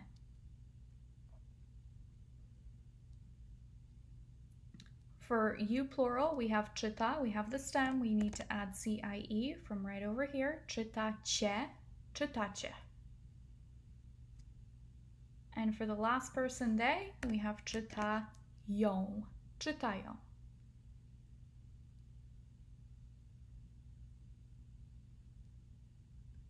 Before we move on and to do a little bit more exercises and go to your homework, we have this note right here. Notice that in every person, we have a different conjugation. None of these are the same. Did you notice that? They're all different. From the conjugation, we know which person is speaking or whom we're talking about. That's why we often refrain from using the pronoun. So basically, Polish people are sometimes a little bit lazy and they're like, well, the verb tells us what person is speaking based on the ending. When I say czytam and you hear the M at the end, you know that I'm talking about myself. I'm talking about I read. If I say czytasz with SZ and you hear the SZ at the end, you know it's you. I don't have to clarify by saying ty czytasz. And that's what we're doing right here. Ja mam, you know from the ending it's I, so we just drop it to mam. So basically, Polish people use the verb conjugations most often without the actual pronoun or person. Okay? All right, guys. Good luck. Do your homework. Don't forget to review all of the stuff that we have learned today. This is super important. You need to put in the work. What you get what you put into in this course is what you will get out, remember? So make sure to review, make sure to practice, make sure to reread, and once you're feeling comfortable, then go ahead and move on to your homework. Hey, my awesome students. Let's tune in to day number 3, where we'll learn about introducing yourselves to others, right? This is super important. When you go to Poland or if you meet a Polish person, you're obviously going to want to say, hey, my name is, right? Or I am, and what is your name, right? So these are still essential practices, and we will break this down to make it super easy to understand. And the good news is that you already know half of this. And let me show you why. When you introduce yourselves to others, or when you ask somebody what their name is, you actually use three different options to do that using different verbs. So the first verb is bitch, and we already know what this means. Remind me, what is bitch? To be, right? The verb to be. And we conjugated this last class. So remind me, what is this? Jestem. And that is I am, right? So I would say jestem Joanna. I am Joanna. Super easy. You already know this whole conjugation. And if this looks unfamiliar to you, definitely make sure that you did that lesson, you completed it, and you reviewed your notes. Okay, and just a quick reminder again before we move forward, when I ask you a question, please be sure to answer before I actually give you the answer. Online courses are great. You can pause me, you can rewind me. When I ask you a question, pause, think about it, answer it, and if you don't remember the answer, look through your notes. Do not just wait for me to give you the answer. When you actually look through your notes, you're keeping that information in working memory, and you're actually going to remember it better. Okay? Remember, just going through this course is not going to ensure that you master the Polish basics. You actually need to put in the work. So let's keep going. If I wanted to say you are, we would say jesteś. Jesteś. And repeat after me. Remember, jesteś. Okay. Jest. So that's she, he, or it is, right? So we could introduce her. Oh, she's Anna. We would say to jest Anna. We could say jesteśmy. We are. Jesteście. You, plural, are, right? And są. They are. Okay, so that's your first option. Super easy. We already know this. We already know this. This is the great part of building on our foundation Polish, because then it all starts clicking. It's just puzzle pieces one by one when we have that strong foundation. Okay, now your second option. You can use the full sentence, my name is. But let's actually break it down and see what we have in this sentence, because the structure in Polish is not my name is. We don't even have the word my in here. We actually use the verb to have, which is mieć. We conjugated it last class, so this should all be familiar to you. Again, if it is not, please go back and re-listen to day number 2. Mieć, to have. We have mam, I have. Let's go back here, na imię. And if you look through this whole column, we have na imię everywhere for the different people. Na imię, na means on, okay? Later when we, if we make sentences, something's lying on the table, okay? You would also use the preposition na, which is on. And then imię, this should be familiar to you as well. We had it in our alphabet, right? Imię, first name. So I'm actually not teaching you anything new yet. We have to have on name. So remember, when you're saying, oh, my name is, and your brain is looking for the word my, what was my? Well, you're already setting up yourself for not completing that sentence, because it does not start with my. It starts with I have on name. When you remember that structure, your brain immediately goes to the right word. Oh, got it. I have. Mam na imię Joanna. Mam na imię Joanna.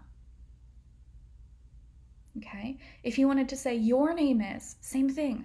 Do not look for the word your in your head. Don't do it because it doesn't start with that. It starts with you have on name. Masz na imię. Okay? So if we were to make a template out of this, I would say ... na imię. You just conjugate the verb to have throughout the different people, and you add na imię on a name. Okay, again, this is the great thing about learning grammar, because if you've tried any other apps or short little courses, they probably just told you mam na imię, my name is, and you're missing out on all of this good stuff, which you can easily do, because when you learn the conjugations, when you learn the grammar, you actually expand your reach of what you can say in Polish tenfold, right? Because suddenly, without just saying my name is, mam na imię, you can say, well, her name is, ona ma na imię, or just ma na imię. We talked about how we don't have to use the pronoun necessarily. So if I wanted to say, well, her name is Sylvia, ma na imię Sylvia. Okay. What if we're talking about, for example, their name, that's Mr. and Mrs. John. So their name is John, for example, their last name, right? Mają na imię. They have on name. And the great thing here also is that you can switch first name to last name. And you can say, well, their last name is so-and-so. And let me write down for you because I didn't put it on here. Last name is nazwisko. So again, just knowing that little thing expands our vocabulary, because now we can say mają na nazwisko John. Mają na nazwisko John. Or if their last name is Smith, mają na nazwisko Smith. If I wanted to say, well, my last name is Turnawa, right? I know that I have to have the structure I have on last name. So I'm going to use this first conjugation because I'm referring to myself. Mam na nazwisko Tarnawa. How cool is that, guys? How cool is that? You now know how to ask any single person, not just I, and you actually don't have to memorize, all these different phrases. You just need to know the rules behind why we're doing it. Okay, so let's review. We can use the verb to be. I could say jestem Joanna. I could say mam na imię Joanna. My name is Joanna. Or I could say, well, my last name, mam na nazwisko Tarnawa. Hopefully that makes sense. If not, just rewind, listen to it again. Let's look at our third option, which you had to conjugate for homework, I believe. Nazywać się. And nazywać się is the verb to be called. And notice how nazywać się looks awfully like nazwisko. Well, this is because when you use the word nazywać się, it comes from the noun nazwisko, which means this is usually the option you're going to use when you say both your first or last name. Usually your last name is the most important. So I could say, well, I am called Tarnawa, right? Nazywam się Tarnawa. And then I could clarify, Joanna Tarnawa. So note for this one, you're probably going to want to say your full name. So you will say, nazywam się Joanna Tarnawa. Okay. What if I wanted to say, well, her name is Jane Doe? I would say, nazywa się Jane Doe.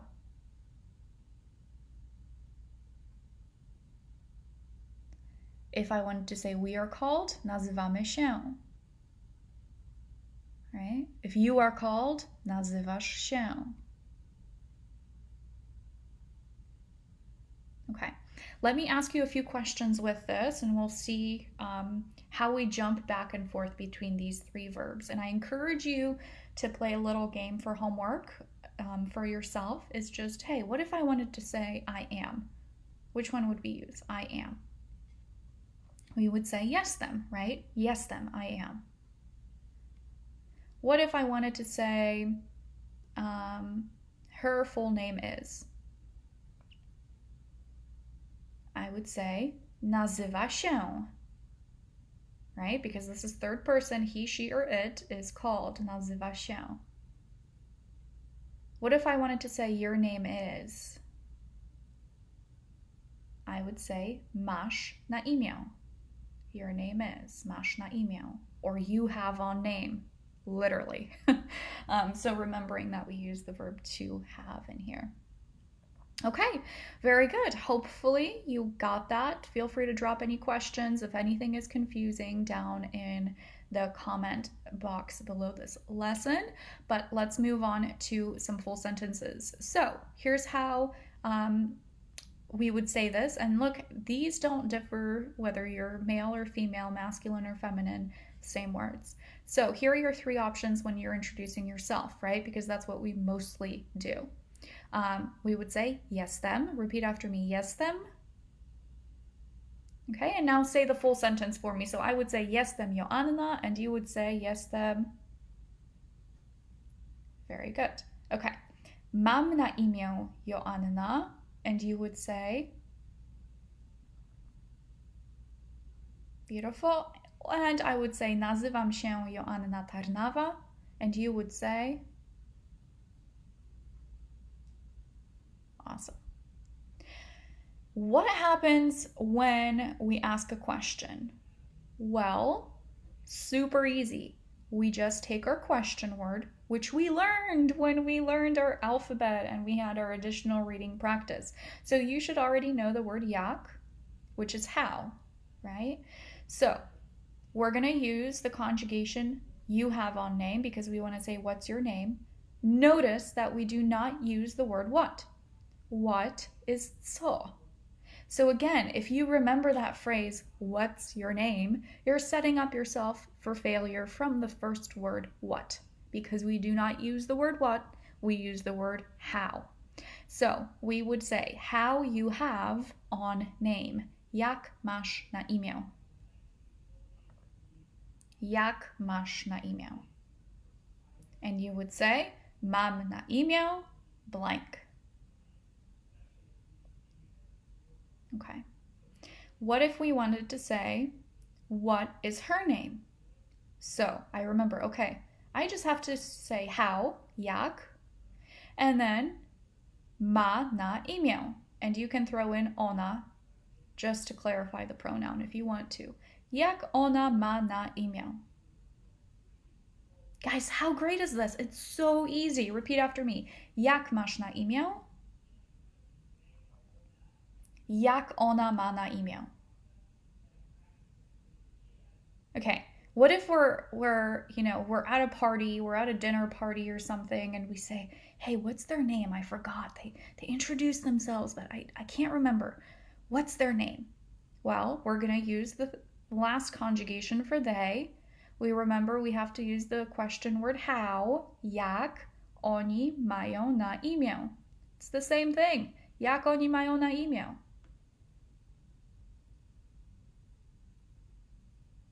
Okay. Now let's talk about this last verb. What if we want to ask a question relating with the verb nazywać się? Well, we're going to do the same thing. We're going to use the question word how. Okay, so how are you called? And whenever we have a verb with się, right, we talked about how się is that reflexive verb.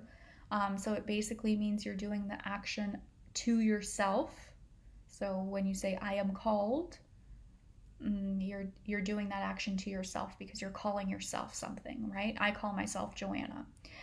We have się in verbs like to get dressed, because when you get dressed, you're doing the action of dressing to yourself. We also have się in, for example, to learn.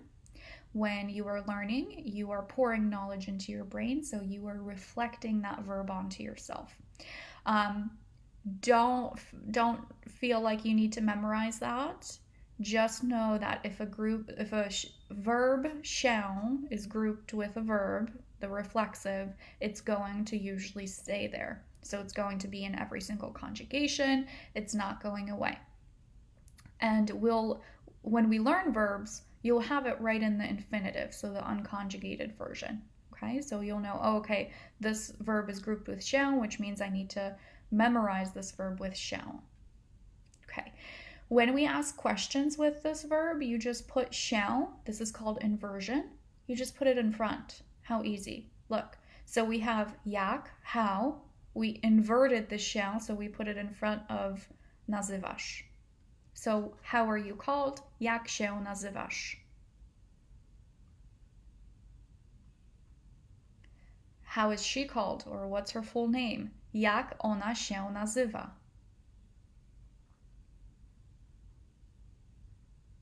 And last one, what is their full name? Jak oni się nazywają?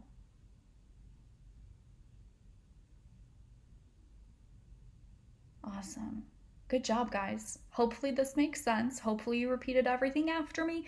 If not, please go back and do so, okay? Make sure you took notes. Make sure everything is understood before moving on to exercise 1. Please translate and read out loud. This is Kuba. Now, this is super easy. We say to, which we learned in our alphabet.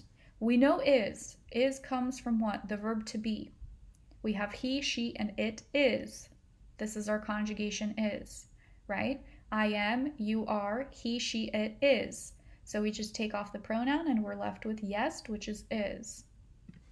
To jest Kuba. To jest Kuba.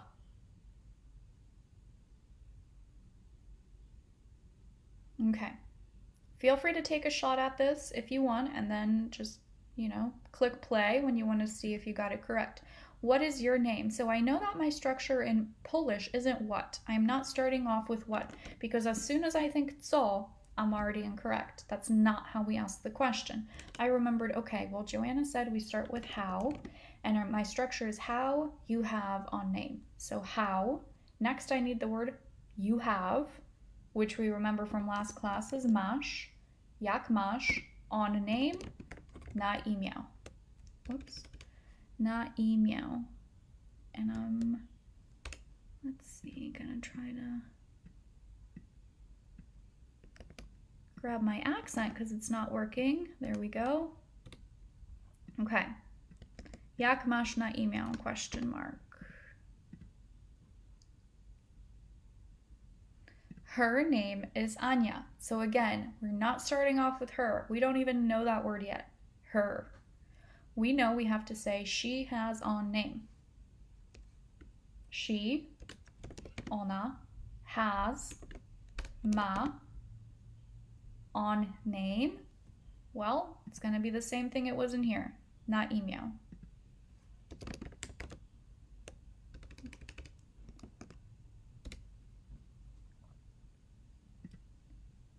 Ona ma na imię Ania.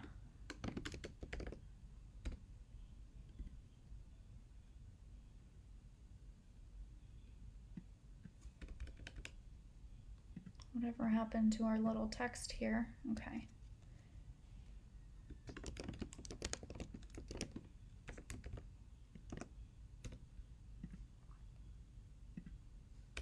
Next one, what is his name? Well, we just need to change our pronoun, right?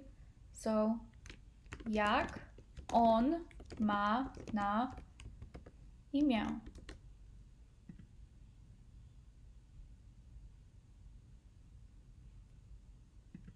My name is Kasia. My name is Kasia. Well, that's not the structure. We have I have on name. Okay, what's I have? Mam on name, na imię, Kasia. Okay, guys, we're halfway through the exercise. Please pause me. Try to do the next few by yourself and click unpause to just make sure you have the correct answers. Okay, this is Janet. To jest Janet. Gee, who is this? Remember our reading practice? We had all of our question words in there. How did we say who? kto. This is kto to jest. That's our structure. We're always going to have this is instead of is this. To jest. We will never say jest to. So just a quick note there. What is this? What was what? Co. Same thing here. To jest. Okay. What is her full name? Which one of these verbs did we use for full names? This one, right? Nazywać się. So we want to say you. So we remember our structure is how you are called. Jak. We remember to inverse the się. Jak się nazywasz. We have SZ for you. SZ conjugation. What is her full name? How she is called, right? So jak, again, we're in the question, we inverse the się before the verb. Jak się she, ona nazywa. Jak się ona nazywa. We talked about you don't have to have the pronoun. You can, it's not a mistake, you don't have to. So both of those were fine. Jak się nazywa or jak się ona nazywa.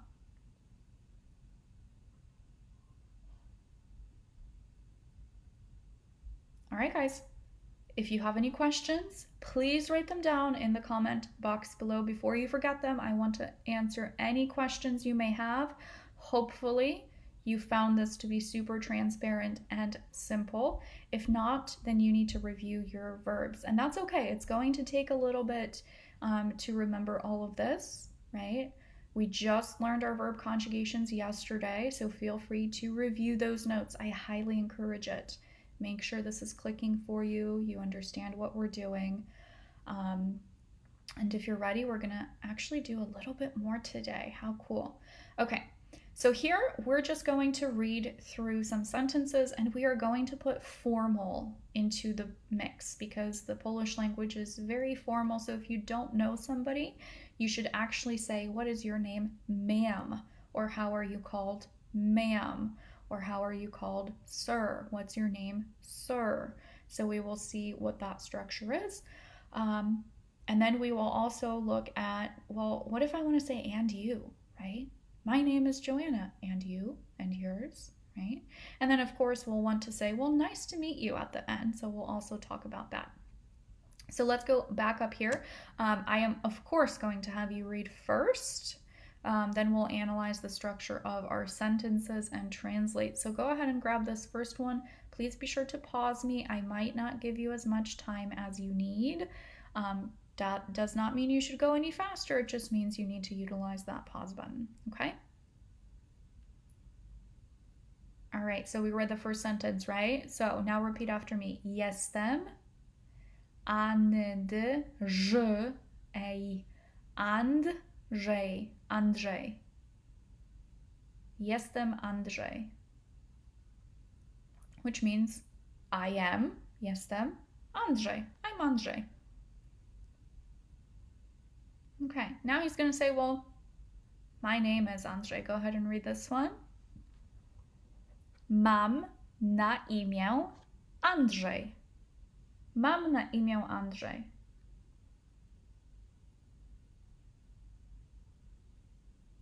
And third one, he's going to give his full name. Notice this.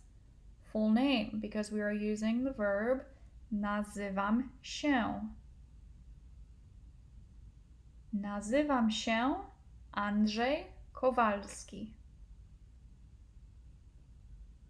Nazywam się Andrzej Kowalski. Very good. Let's look at the feminine. Notice the structure isn't going to change. We're just going to have a feminine name. So if you are a male or female, you are going to use the same sentences. So the first one, I am Kasia. Jestem Kasia. And we say Kasia because there's a combination in here. Make sure you didn't miss that. S-I, she. Ah, Kasia. Very good. Mam na imię Kasia.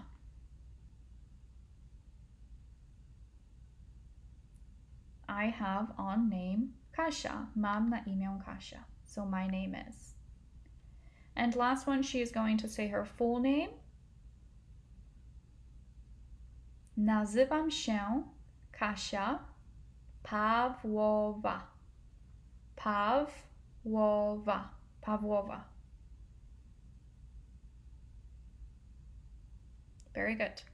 All right, let's see what it would be like if we're talking about a third person. We already did these on the last page, but it looks good to review them in some context. So we want to say, well, this is Kuba. That's Kuba.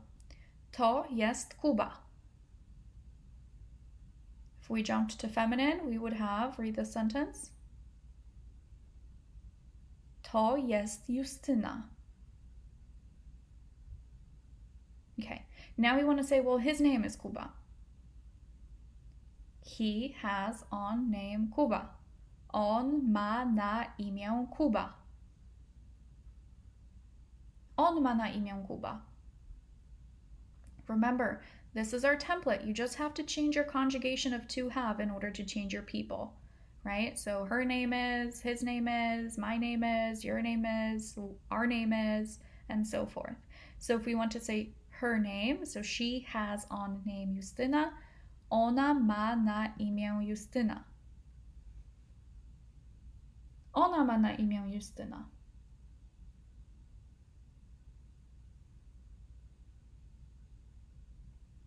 All right, full names. We're going to use the verb to be called. On nazywa się Kuba Skrobroński. I should have given you a more proper Polish name, right? That is a tongue twister. Right? Bear with me. Skobroński. Skobroński. Okay, syllable by syllable if we're facing such difficult words. On nazywa się Kuba Skobroński.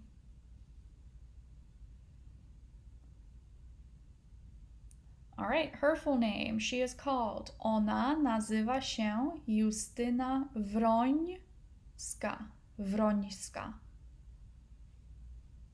Ona nazywa się Justyna Wrońska.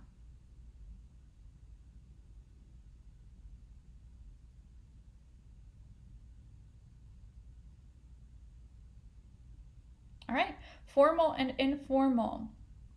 We're going to be jumping back and forth between these ones for a little bit. The main thing you should know is pan is sir. So let's write that down if we do not know it yet. Pan, sir or Mr. Pani is Mrs. or ma'am. So we're going to use the same verbs. We're going to use the verb to be called.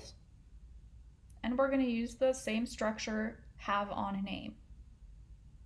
Okay, so within the questions, we know this part. Jak się nazywasz? So you are called. Nazywasz się. We have the SZ for you. And we know to inverse the się when we have the question. Jak się nazywasz? We're going to reply. Nazywam się Anna Sobska. So again, when we reply, we just have to change our conjugation. We know that when I'm talking about myself, I have to put an M at the end of our verb, right? Nazywam się. When we ask a question, we're asking about you, and we know we put SZ. If this is at all confusing, go back to day 2, please. Nazywam się Anna Sobska. Let's look at if we are asking formally, when we want to use the word ma'am. The word ma'am and the word sir is conjugated with he, she, or it. So we're actually using the verb conjugation for third person, nazywa,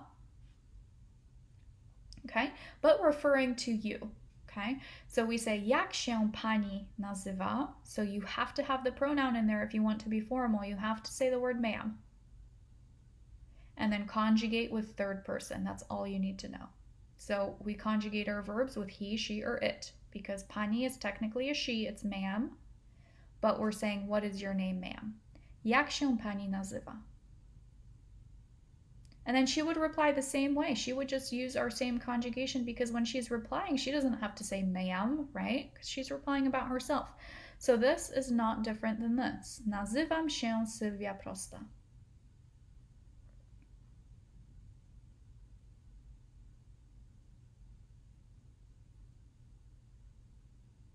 All right, next one.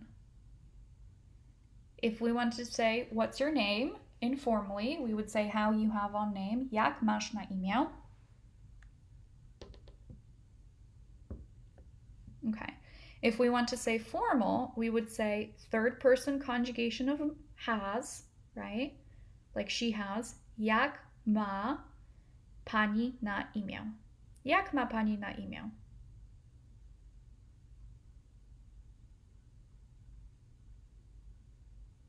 And then she would reply, mam na imię Sylwia. My name is Sylvia, or I have on name Sylvia. Same thing.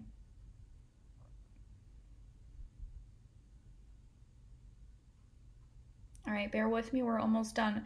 Same structure, jak się pan nazywa, jak się pani nazywa. Same structure of our sentence, you just have to change pani to pan for sir.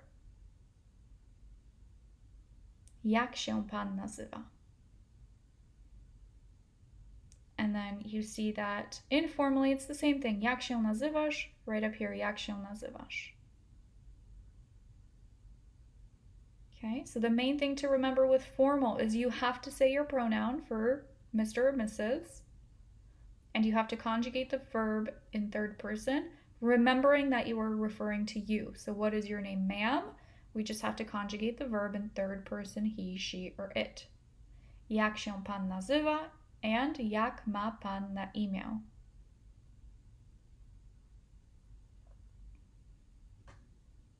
Okay. Now we have introduced ourselves and we want to say and you. Well, it's super simple. A ty? So, mam na imię Anna, a ty? And you. And you. Mam na imię Szymon. My name is Shimon, or I have on name Shimon. If I ask a ty, somebody could use a different verb, right? We talked about it. We have 3 different options. We can use the verb to be, we can use the verb to have on name, or we can use the verb to be called. So she decided, well, I'm just going to say jestem Asia.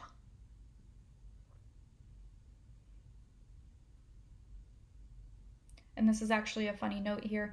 Asia is actually a nickname for all Joannas in Poland. How weird is that? So for example, my closest friends call me Asia. It looks nothing like Joanna, right? Nothing like Joanna. Joanna, Asia. I don't know how they got that nickname, but if you go to Poland and you meet a Joanna, you can call her Asia. Okay? It's a nationwide nickname for Joannas, Asia. So cool note there. If you're writing me a nice little comment to say how great this lesson was, you can say, thanks, Asia. Dziękuję, Asia. We'll see how many of those come through. We'll see who's paying attention. All right, let's look at formal. So formal doesn't look much different. Look, here we're saying and you. And informal, we just have to remember, oh, we're being polite. We're saying sir or ma'am. So you just have to change the pronoun, the person, to pan or pani. So we're left with a pan or a pani.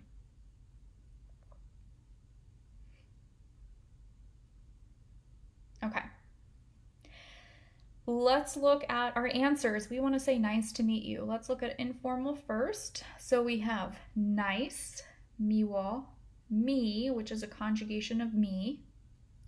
So nice me, you, cię, poznać, to meet.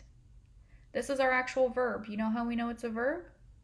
Because we have a C accent at the end. This is a verb that has not been conjugated yet. It means to meet.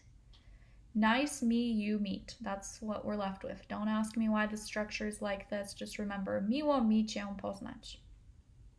Now, here's a cool note. Polish people started saying this phrase a lot, right? So they decided, well, let's just shorten it up because everybody knows what we're referring to. We're saying nice to meet you. So let's actually take the verb out altogether. And let's take, let's take cię out altogether. So we can also say miło mi. Miło mi. Super easy to remember. People use it all the time, so don't be afraid if you want a short little hack to say nice to meet you, just say miło mi and you're done. If you want to be a little bit more polite, you can say very nice to meet you. Then just make sure to put mi in front of miło and put in very. Bardzo mi miło. Bardzo mi miło. Okay, and we skip this one. This is me also. So me too. Mnie. And then let's analyze this word because it's a tough one. R, u, w, rów. Combination ni, ni, e, ż. Również. Również. One more time. Również. Awesome. Mnie również. All right. Now, let's look how that changes for formal. You can still say miło mi. Nice to meet you, basically, right? You can say mnie również, which is me also. If you want to say the full phrase with the actual verb to meet, you will say miło mi. We're starting with miło mi, same here. You have to conjugate panią with an A accent, panią. We're not going to talk about conjugations just yet.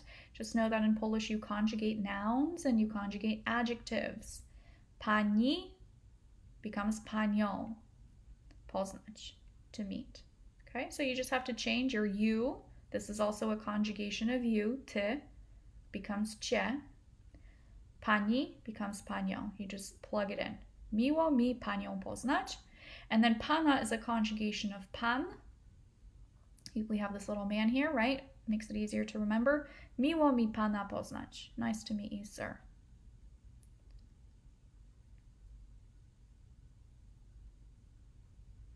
All right, let's read through a few of these for reading practice. Just pronounce after me. The more we say it, the better it's going to be. Let's do formal. Jak się pani nazywa? Nazywam się Sylwia Prosta.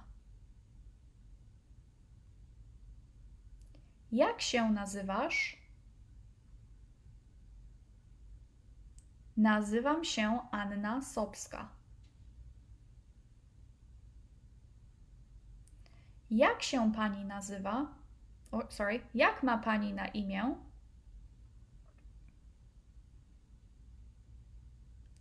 Mam na imię Sylwia. Jak masz na imię? Mam na imię Anna. Double N, remember, Anna. Jak się pan nazywa? Nazywam się Arek Słowski. Jak się nazywasz?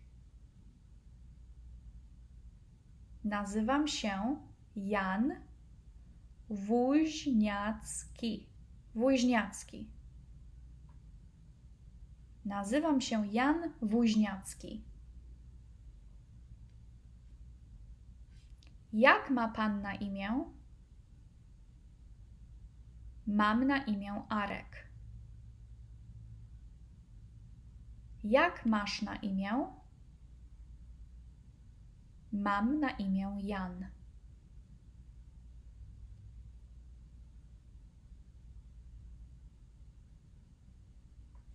All right, guys, great job.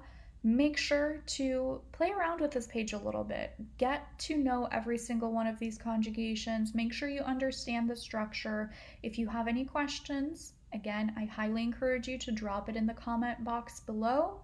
And then, of course, we had our first page, which you should review as well. This is what we should focus on. 3 options to introduce yourselves and others. All right, and I will see you guys in day 4.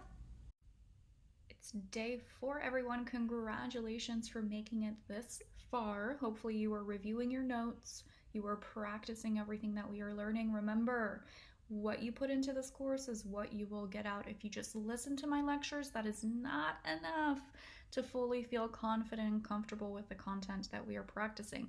This is a lot of condensed knowledge. We are going through this content rather quickly, so be sure to put in the work, put in the effort, and if you are, again, congratulations, we were making really massive steps in our Polish language. So, today on our agenda, we will start by making simple sentences, and that will be our foundation to learn the first Polish case. So, just a quick overview. In Polish, we conjugate verbs, and verb conjugations are natural to every single language. Okay, so we conjugate verbs in English as well, and French and German and whatever language you know. Okay, so that's not different. Now, we also conjugate nouns, so people, place, or thing, and adjectives are describing words. Okay, this is something that is seen in a few languages, but in most, it's not. So let me give you a quick example. House in English is going to be just house, right? Whether we say I have a house or I don't have a house or she lives in a house or I'm going to your house, house is house.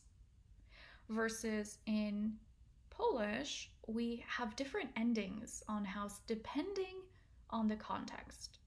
Okay? If we wanted to say this is a house, we would say dom.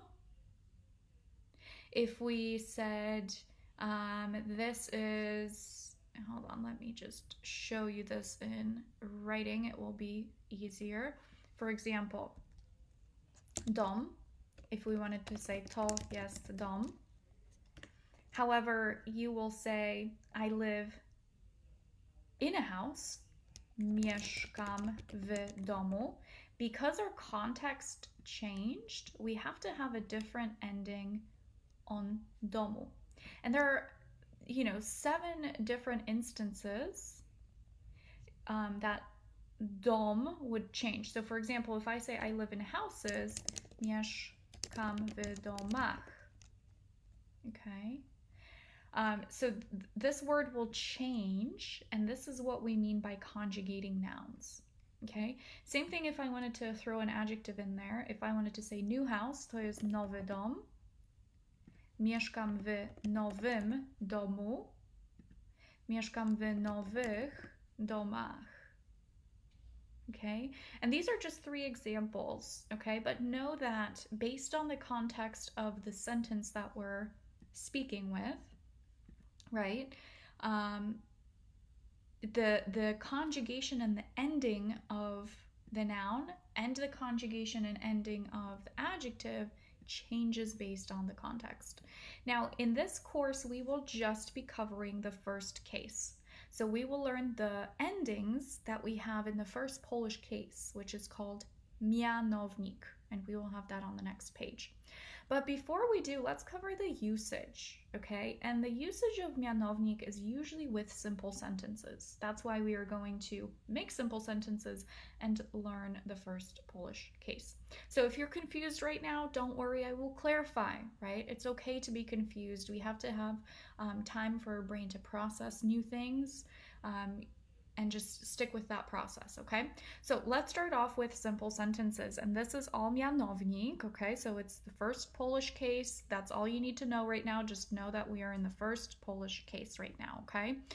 We will clarify everything a little bit later. So read this sentence for me. Who is this?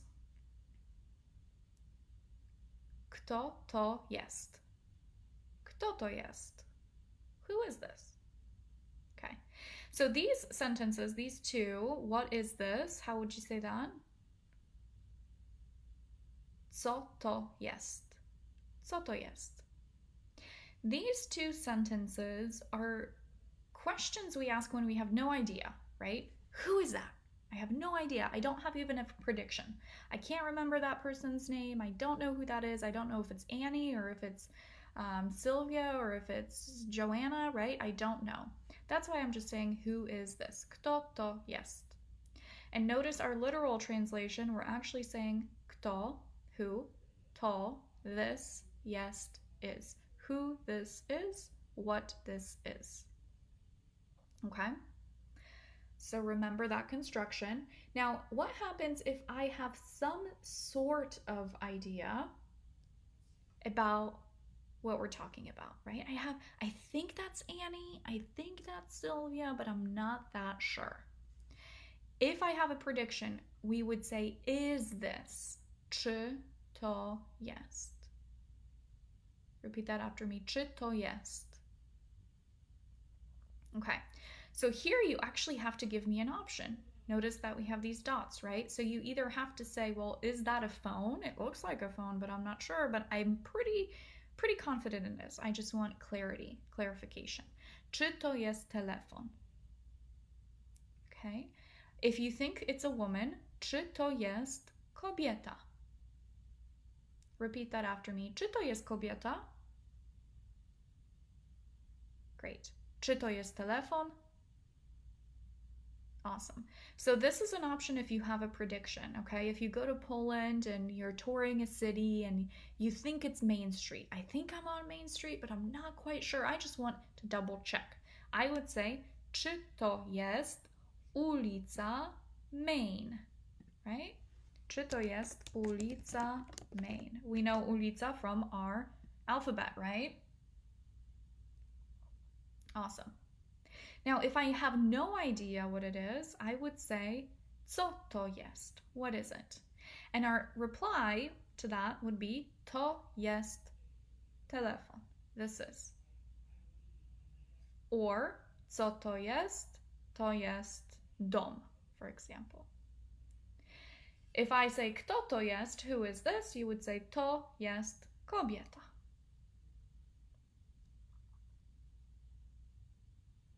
Okay, I know we're jumping back and forth between these two, so let's get some clarity and then we'll go over these answers for is this.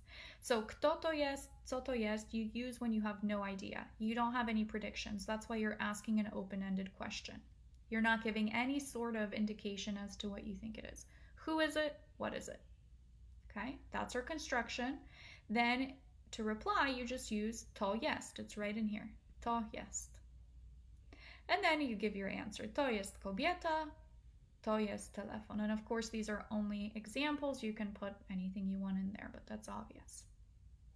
Okay, now if you have some sort of idea about what it is, you can ask a question with the answer, just clarifying it, right? So if I think it's a woman, I would say, czy to jest kobieta?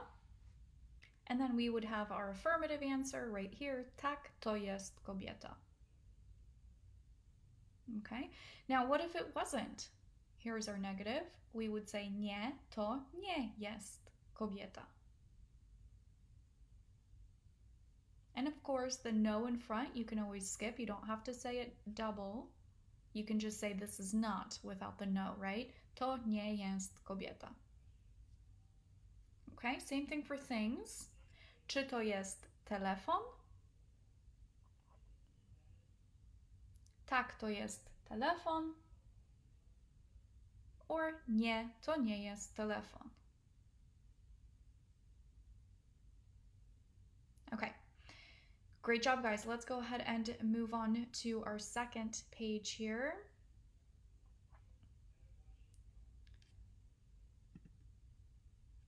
And we actually have 3 pages, so let me just pull up one at a time. Okay.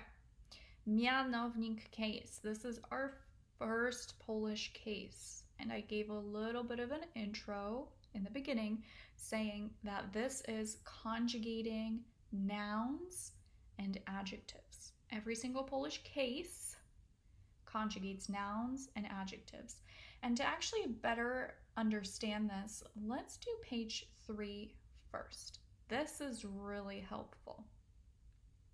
Okay, it really gives clarity in terms of what we're doing here. So we have these 3 buckets, and you can imagine these are anything, right? They're just 3 separate entities. So verbs, we already know how to conjugate. If you are confused about conjugating verbs, just go back to that lecture and review. This is the great thing about online courses. You can just re-listen to whatever you need clarity on. So verbs are conjugated by pronouns, okay? We named this people as well. If that's easier for you to remember. And the people or pronouns are things like I, you, he, she, it, we, and they. They don't have a gender, okay? If an I is speaking, it doesn't matter if it's a woman or a man, you use the same conjugation. Okay? And they follow verb endings. We know what those verb endings are because we did our lectures, we did our homework, and we reviewed, right? So you know all your verb endings for the group MSZ. Now, nouns and adjectives, these two are conjugated with cases. So these are conjugated with pronouns. These two are conjugated with cases. Nouns are born with a gender. Okay, and we'll go over this twice. Okay, right now we'll have kind of a broad overview. We'll go back to our second page with the case, and then we'll look at these again. It will make much more sense. So if you're confused, just go with the process, trust the process, we're okay. Okay, so nouns are born with a gender. The Polish language has 3 genders. It has the masculine gender, the feminine gender, and the neutral gender. And we will get into all of that. So what this means is if you learn a vocabulary word that is a noun, remembering that nouns are person, place, or thing, right? So a review of English class. I know that a lot of people, grammar isn't always that fun, right? So let's just review people, place, or thing. I remember in English class I was never good at these, and then I started to teach, and I said, well, I really have to figure this grammar thing out, right? Especially in English and in Polish. And that was years ago, and it took some time, but we got there. So I've narrowed it down. This is all you need to know about nouns. It's a person, place, or thing. Okay, so for example, people would be Annie, Susan, David, Jason, right? People. Place, anything from cities, right? City, street, all of those are nouns. And then things, anything that you see around you, right? What do I see? A desk, a water, a phone, a pencil, a pen, a computer, a laptop, a charger. All of those are things, so those are nouns. Okay, and then a review of what adjectives are. Adjectives are the describing words.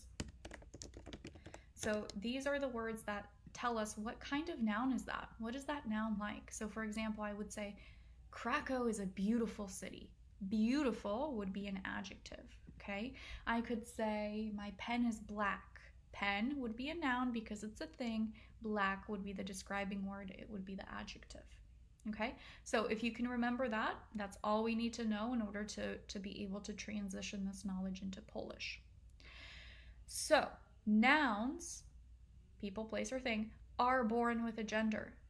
Okay, so if you can wrap your head around this, let's take an example of a noun, a table. A table in Polish is masculine. What? Yep, a table in Polish is masculine versus, for example, a cell phone is feminine.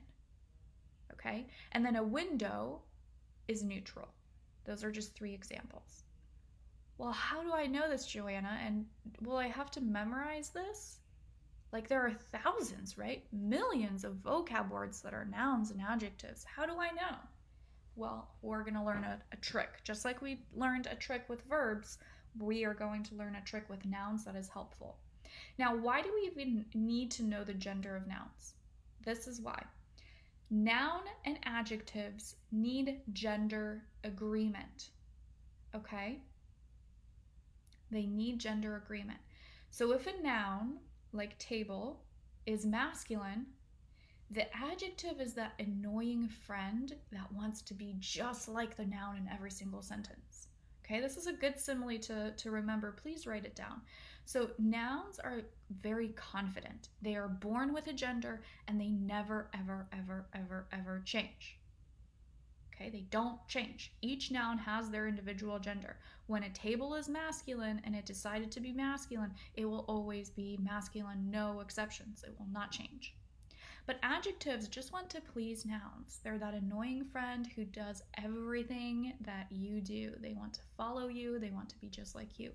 So noun and adjectives need gender agreement. What that means is adjective will always match the gender of the noun. So if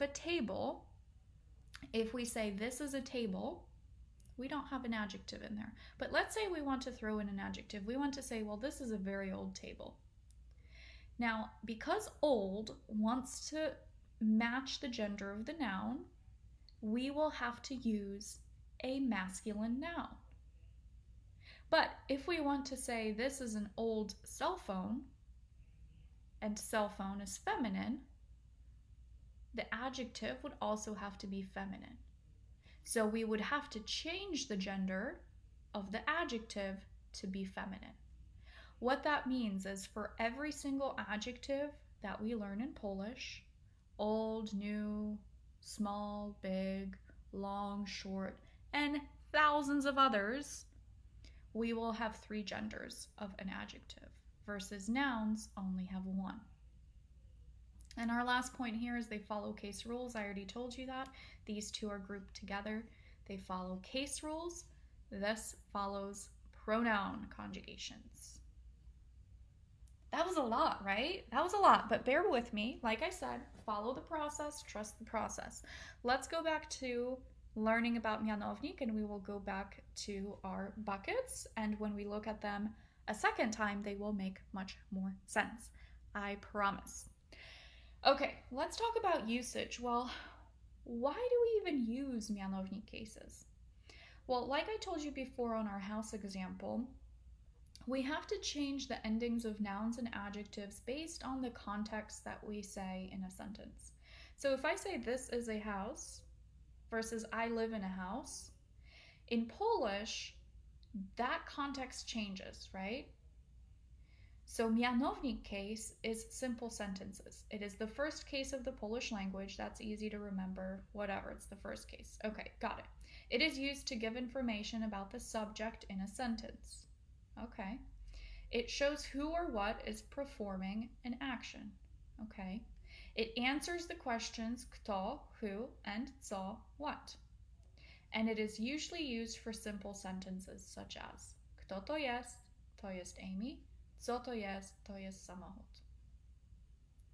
Okay, I do not want to get stuck on grammar and memorizing grammar too much. It is important. What I would say is this last point is the most important. So if you can remember the last point, you're probably going to be set. So the mianownik case is used for simple sentences. The mianownik case is used for simple sentences. If I ask you a question, who is this? Well, this is Amy. That's the simplest answer and simplest question there is. I'm not asking, do you like Amy? That would be a different case. I'm not saying, where is Amy? I'm not saying, Amy is an intelligent doctor. That would be a different case. I'm just saying, this is Amy, or that is Amy. That's it. Simplest sentence. It is usually used for simple sentences. Same thing with things. If I ask you, hey, what is that? You'll answer, well, that's a car. This is a car. Simple sentences, you're in mianownik. That is our main takeaway from here. Okay, each case, we have 7 of them in Polish, answers 2 noun question words and 3 adjective question words. 3 adjective question words for 3 genders, masculine, feminine, and neutral. 2 noun question words, 1 for the person, 1 for the object. So, the mianownik case answers 2 noun question words, kto and co. Who, the subject, what, the object. Person, thing. Okay? An adjective, jaki, jaka, jakie. Let's repeat those. Jaki, jaka, jakie. For adjectives. Okay? Masculine, feminine, neutral. And what do I mean by adjectives? Well, I can say kto to jest, to jest Amy, What if I want to know what Amy's like? I want to know if she's nice or if she's mean or if she's tall or if she's short, right? I could say jaka, jaka jest Amy. What is Amy like? Okay, what is Amy like? We add that like because that's how we use it in English. If you want a description, you say, hey, what is that like? What is she like? What is he like? This is your what, blah, blah, blah, apostrophe, is it like? If that makes sense, let me write it down so we have some more clarity. What is it like? Or he is like, or she is like, okay? So we can do something like this. Okay, so that like is built in to yaki, yaka, yake because it's asking for a description of the object or the subject. In other words, the person or thing. Okay, bear with me, guys. You can always rewatch this, but let's keep going because we will understand this a little bit better. Trust the process. Okay. Let's look at these endings. Now, this looks like a lot of information, but I promise you it is not as bad as it looks. We will break it down and we will simplify it. Okay, so we already know that the Polish language has 3 genders: masculine, feminine, and neutral. Across here, we have nouns, which are places, people, or things, and the second row we have adjectives. So here are adjective endings. Now, remember when I asked you the question, well, do we need to memorize the gender of every single noun that there is? Of course not. There is a hack. And the hack is the last letter of every single noun. Okay. So, feminine nouns end with A. Let's start there. Feminine nouns end with A. So, if we take some words like komórka, which was cell phone. That is the example I gave. Komórka, komórka, cell phone. Remember I told you cell phone is feminine? Here's how I know that, because I looked at the last letter, a, and I know it's feminine. And remember, nouns don't change genders. They do not. Komórka will always be feminine. Okay, let's look at this. Here we have examples for feminine, masculine, and neutral. Let's look here. Dziewczyna. Repeat that after me. Dziewczyna. Dziewczyna. Okay. Dziewczyna is a girl. It ends with an A, so it's feminine. Now, it's kind of obvious if we learn a word that means girl that it's probably going to be feminine, but it's not obvious when we talk about things, right? We also had the example kobieta up top on the first page. That was woman. That's obviously feminine. But look, it also follows the rule. A kobieta is feminine. Okay. But like I said, on things it won't be as obvious. That's why we need to remember if we see a word, a noun that ends with an A, it is feminine.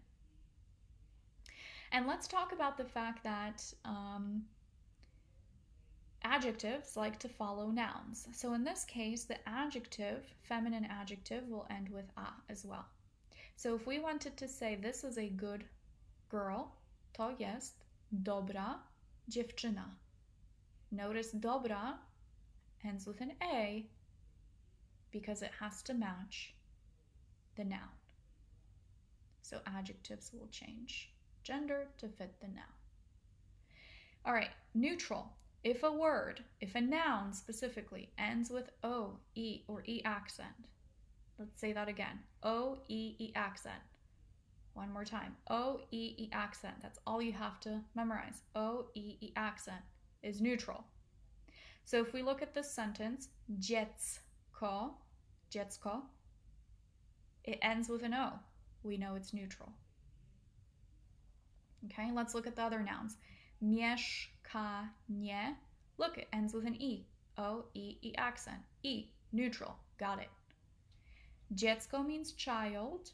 Mieszkanie means apartment. Write those down. Pause me if you need to take notes. Remember, you should be taking avid notes, right? If I were to come into your house, I should be able to look at your notebook and see all of these wonderful notes, because if you actually write this stuff down, you will remember it better and you will speak Polish better in the long run. Okay, so make sure to put in the work. Mieszkanie, apartment. If you just hear apartment, how would you know if it's masculine, feminine, or neutral? Well, you remember O-E-E accent. Got it, neutral. Email. We know this word very well. It means first name. First name, look, it's neutral. This noun has a neutral gender. Okay, well, we're not going to talk about the last one just yet. We'll go back to those. So here is our thought process. You look at a noun and you ask yourself, does it end with an A? If your answer is yes, it's feminine. If your answer is no, you ask yourself, does it end with O-E-E accent? If your answer is yes, it's neutral. If your answer is no, then we go into masculine. This is all the rest. Now, you might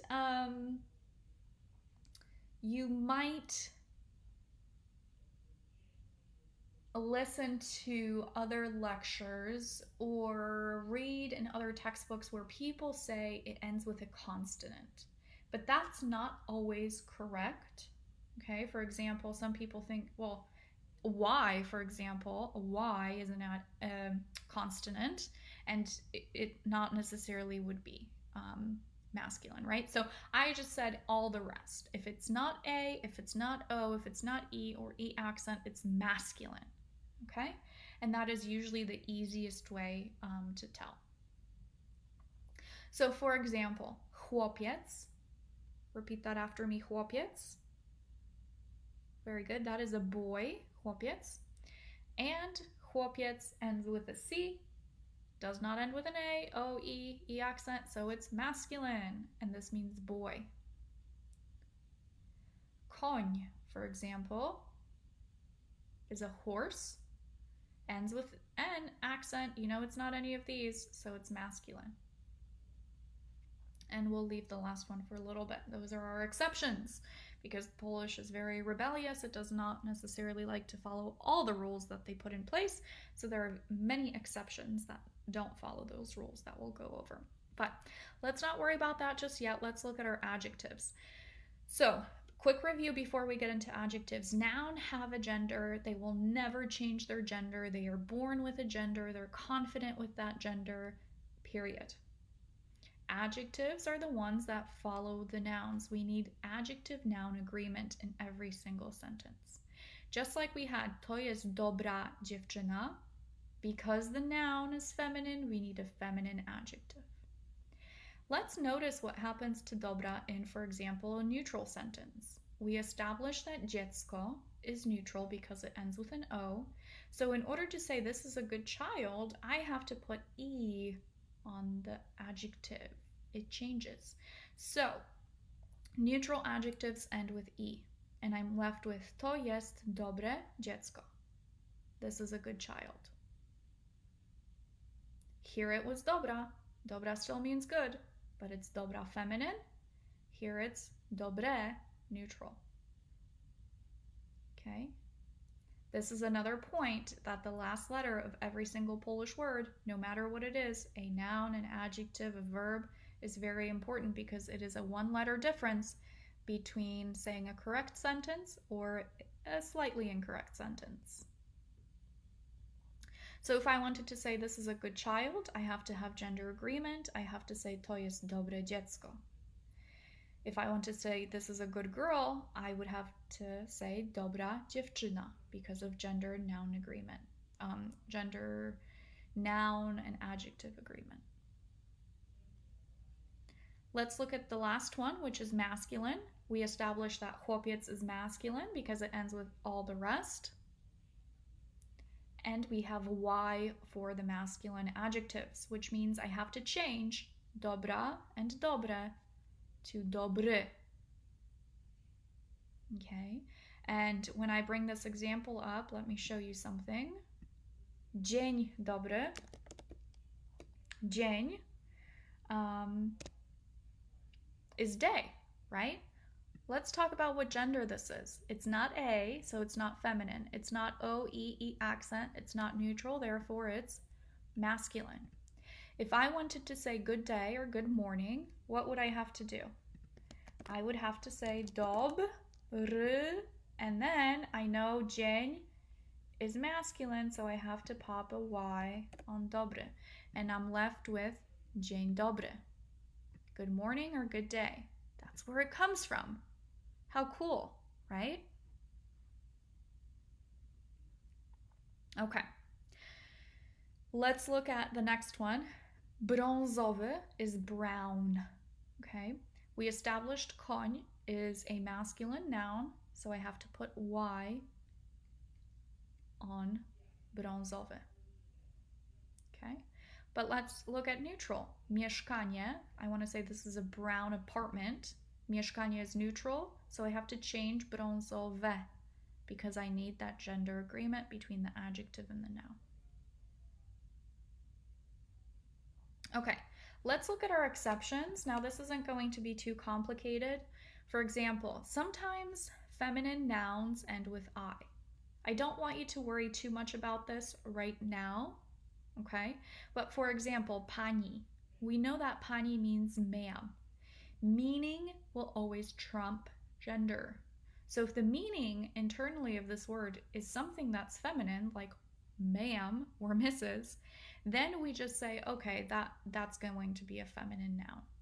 Okay, so if I wanted to say this is a pretty ma'am or Mrs., I would say ładna.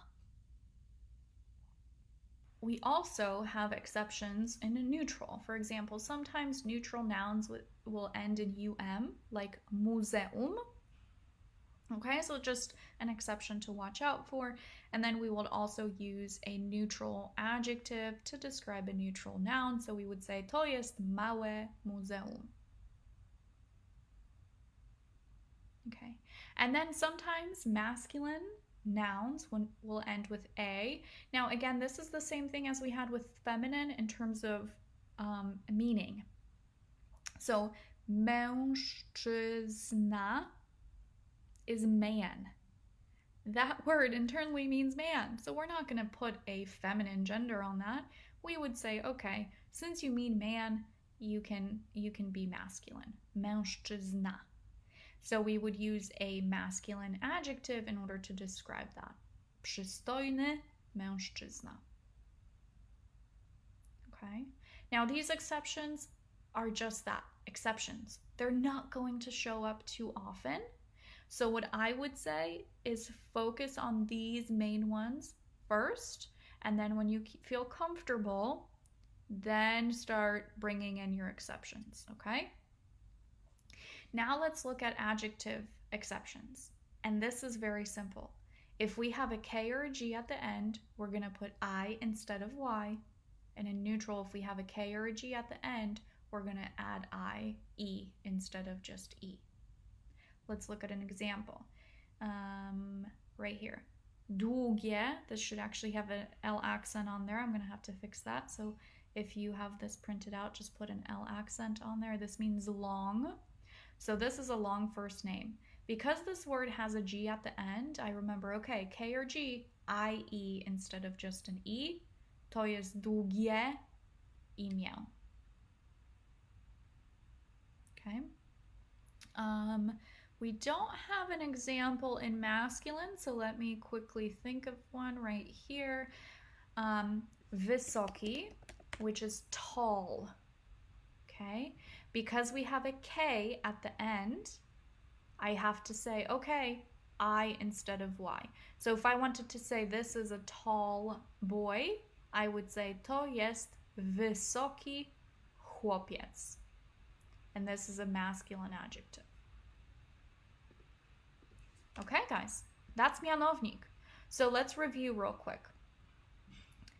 In the mianownik case, which answers the noun question word kto and co, and is used for simple sentences, kto to jest Amy, co to jest To jest samochód. With adjective question words used to describe nouns, what is it like or who is it like? Jaki, masculine question word, jaka, feminine question word, jakie, neutral question word. We have the following endings. In order to figure out what gender a noun has, we ask ourselves the question, does it end with an A? If so, it's feminine. Does it end with an O, E, or E accent? If so, it's neutral. If not, it's masculine, all the rest. In order to describe these nouns, we will have to have gender agreement for the adjective, which means we have to put a Y on masculine adjectives in order to agree. We have to put A for feminine adjectives in order for it to agree with the noun, and we have to put E for neutral. That is your quickest summary, and I highly recommend that you just remember that, okay? If you are confused, re-listen to this module. If you are okay, Joanna, I think I get it. I just need more practice. If you're at that stage, then let's move to the next page. So now these buckets make a little bit more sense, right? We have verbs, which are conjugated with pronouns, I, you, he, she, it. They don't have a gender, and they follow verb endings. Nouns and adjectives follow case rules. Follow case rules, follow case rules. Nouns are born with a gender, either masculine, feminine, or neutral, and we can tell by looking at the end of a word.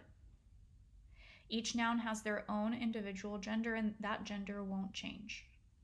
Adjectives, on the other hand, like to follow the nouns. They need to agree with the noun.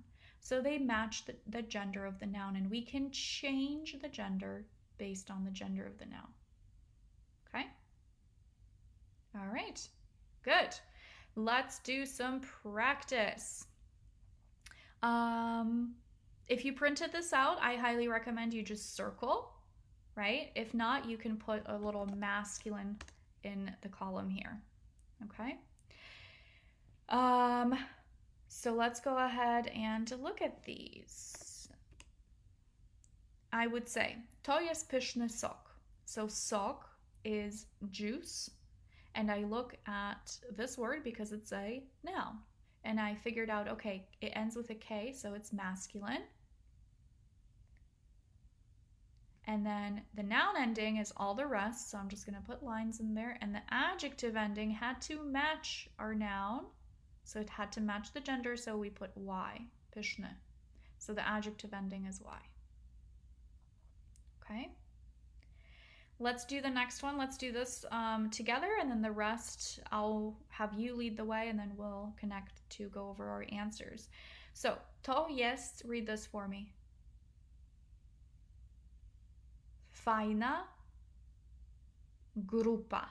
To jest fajna grupa, which means this is a cool group. So, group is the noun because it's a person, place, or thing. It ends with an A, so it is feminine. Feminine. Okay.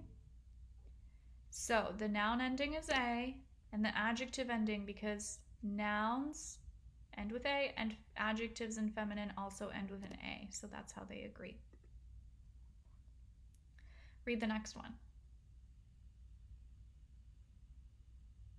To jest stare okno. To jest stare okno. This is an old window. Make sure you're writing these translations down. These may seem like random words, but we will use them.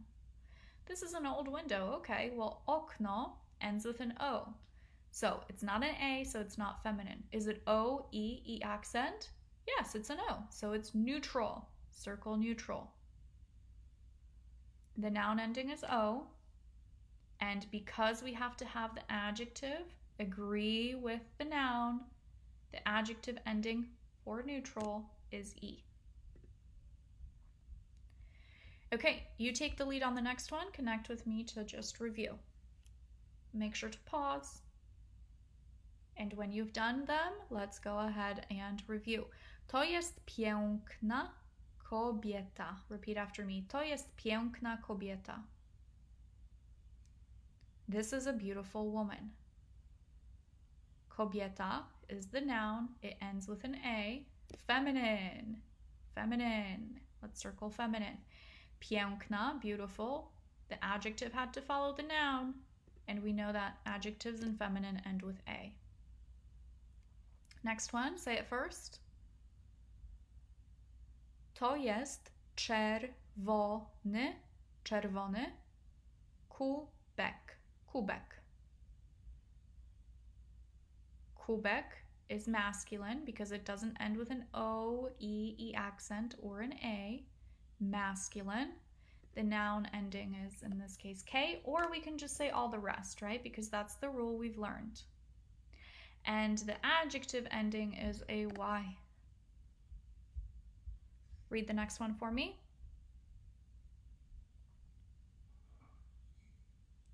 To jest nowa komórka.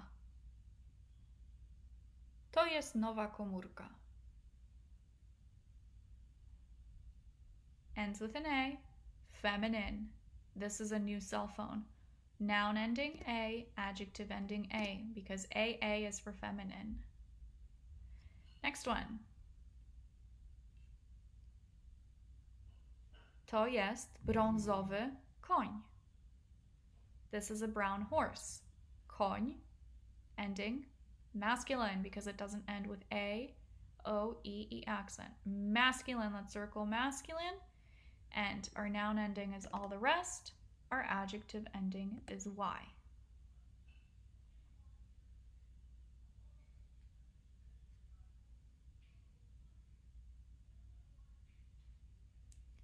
To jest długa ulica. This is a long street. Ulica, feminine. Guys, make sure you're doing this first. You're just connecting with me to review. Ulica, feminine, long, had to agree, so the adjective ending we put is A.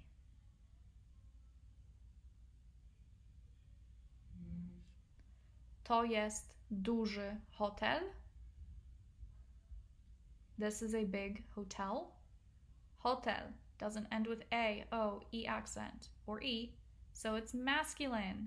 Our noun ending is all the rest, and our adjective ending is Y.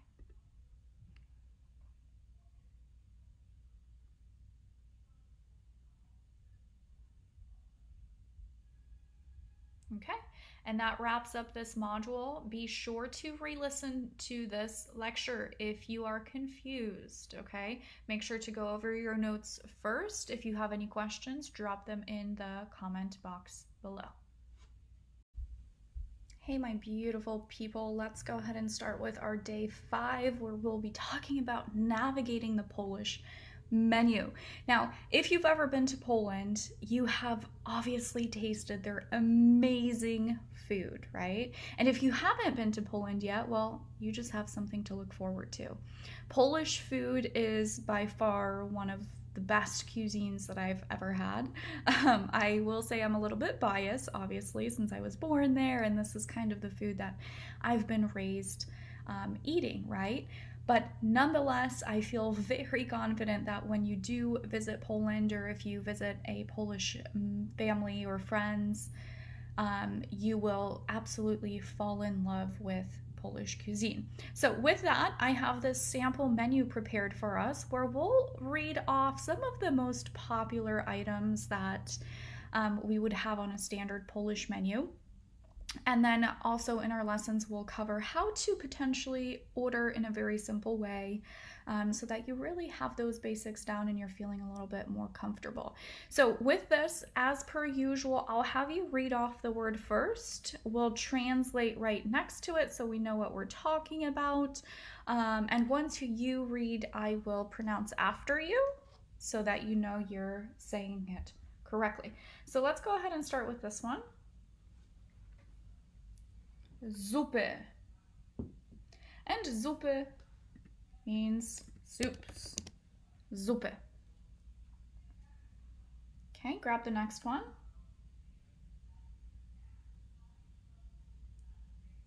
Barszcz. We have two combinations in here. Barszcz. Barszcz. Okay, so this is a traditional Polish soup. It, I believe, comes from red beets. It is very delicious. It's very thick and creamy. So if you do like soups, definitely check that out. And a little bit on Polish culture. Usually, especially at home, in people's homes when they make dinner, they will do a first course soup, even in the hot winter months, right? Polish people love their soup. So as an entree, they usually do a large bowl of soup, and then as a second meal, they will have, a meat or some potatoes, right, and some sides. So when you go to Poland, you will usually see, the first dinner item will be soups for you to choose from. Okay, read the next one. Remember to pause me if you need more time, because I'm just going to keep going, because that's the magic of the pause button. Pause me whenever you need more time. Barszcz z jajkiem. Barszcz z jajkiem. Okay, barszcz z jajkiem is barszcz z jajkiem.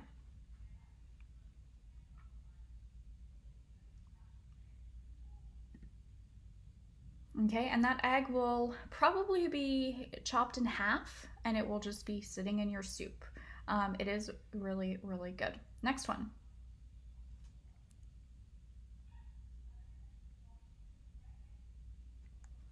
Okay, barszcz z uszkami.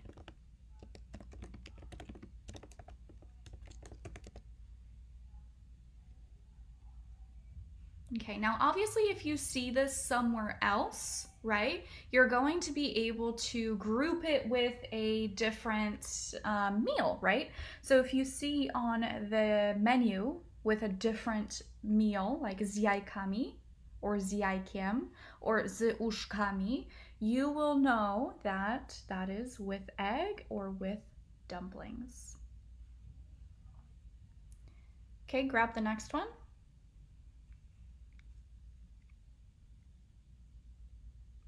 Krupnik. Now, this is where it gets a little bit complex. There isn't really a translation for this, because this is a name of a traditional Polish soup, okay? So that's just a name, krupnik. So what I would recommend doing, and especially when you actually go to Poland, the meals that we have on here, you're obviously going to recognize, you'll know what they are. But this isn't, this isn't the extent of Polish food, right? There's way more meals, some of them with very different names. This is kind of the most traditional Polish ones, right? The most popular. What I recommend is when you're sitting at the restaurant, you'll know how to read these off, you'll know how to order it, but just Google it. So for example, if you grab your phone for me right now and we type into Google krupnik, and just type in zupa, right? So that Google knows you're talking about a soup. And if you go to images, there we see krupnik. So you'll be able to tell, okay, I know what this is, I know what's in it, and you'll be able to feel confident with the Polish menu, okay? We want you to be independent. I want to teach you that independence. And you might be thinking, Joanna, this is common sense. I've been doing this for years. Well, sometimes common sense isn't common practice, right? So it doesn't hurt to mention it, doesn't hurt to review. So let me tell you about krupnik, since we can't really translate it. This is a very light soup, but it comes with a lot of things, usually chopped potatoes, carrots, parsley. It's very, very good. And it's very refreshing. Okay, so that is what krupnik is, and if you Google the picture, you will have a better idea of what it looks like and what you might expect when you order this. Okay, next one.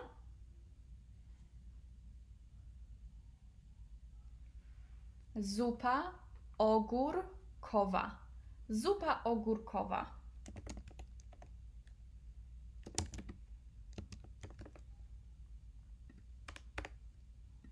Cucumber soup. Zupa ogórkowa. Dobra. Next one.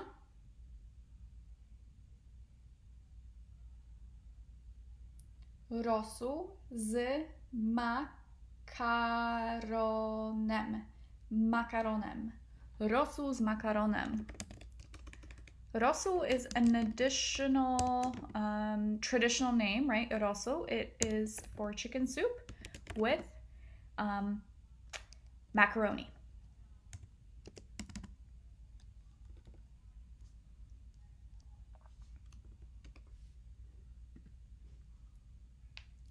Zupa pomidorowa. Pomidorowa. Zupa pomidorowa.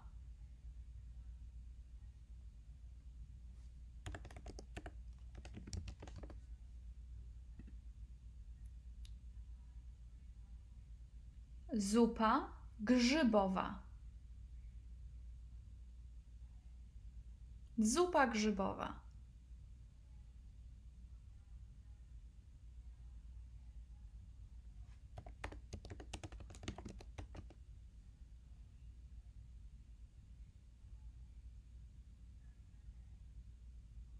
Very good. Let's go on to dania obiadowe.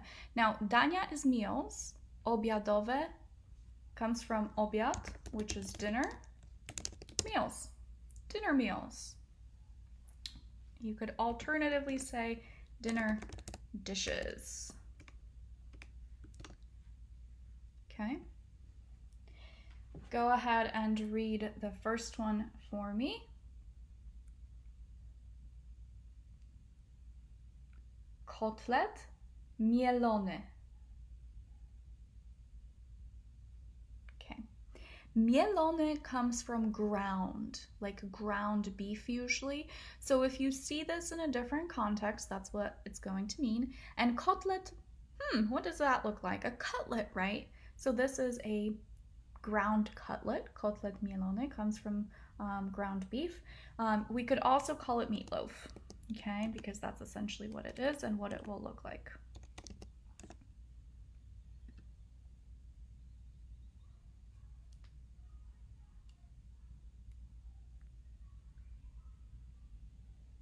Kotlet schabowy. Kotlet schabowy. Schab comes from pork, so it's a pork cutlet, right? So basically it's going to be an equivalent of a pork chop.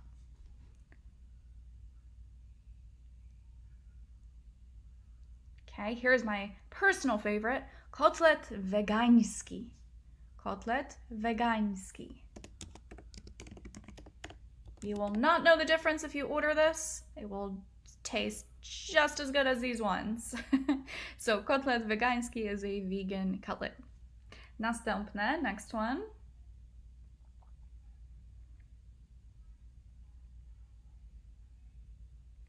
Schab z grilla.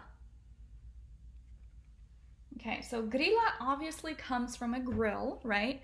And we know what schabowy is. So schabowy was pork chop. This is just a pork chop cutlet, right? So pork chop from a grill.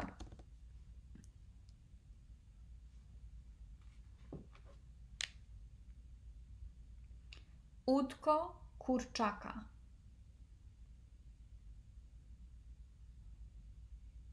Udko kurczaka. Kurczak comes from a chicken. So if you see any sort of differences in this word, it just means it's conjugated. We're not going to get into that in this course. Kurczak is chicken. Udko is a thigh, so a chicken thigh.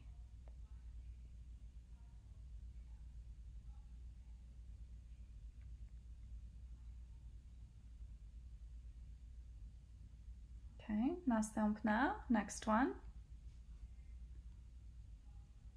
Bigos.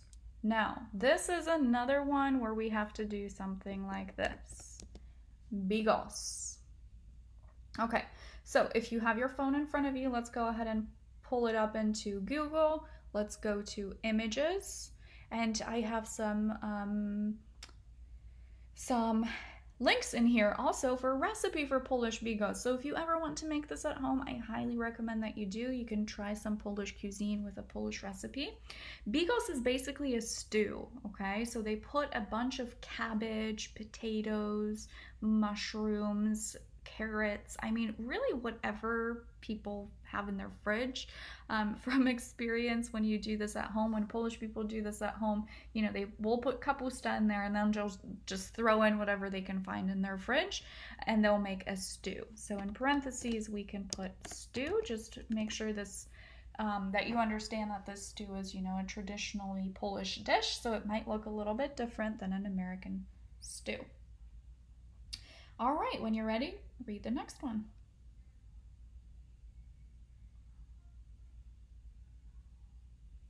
Gołąbki. Gołąbki. Okay, so gołąbki means gołąbki, another traditional Polish meal. So we're going to do the same thing. I really want you guys to get comfortable with looking these up because there isn't an exact translation for each one of these dishes because they are a traditional Polish food.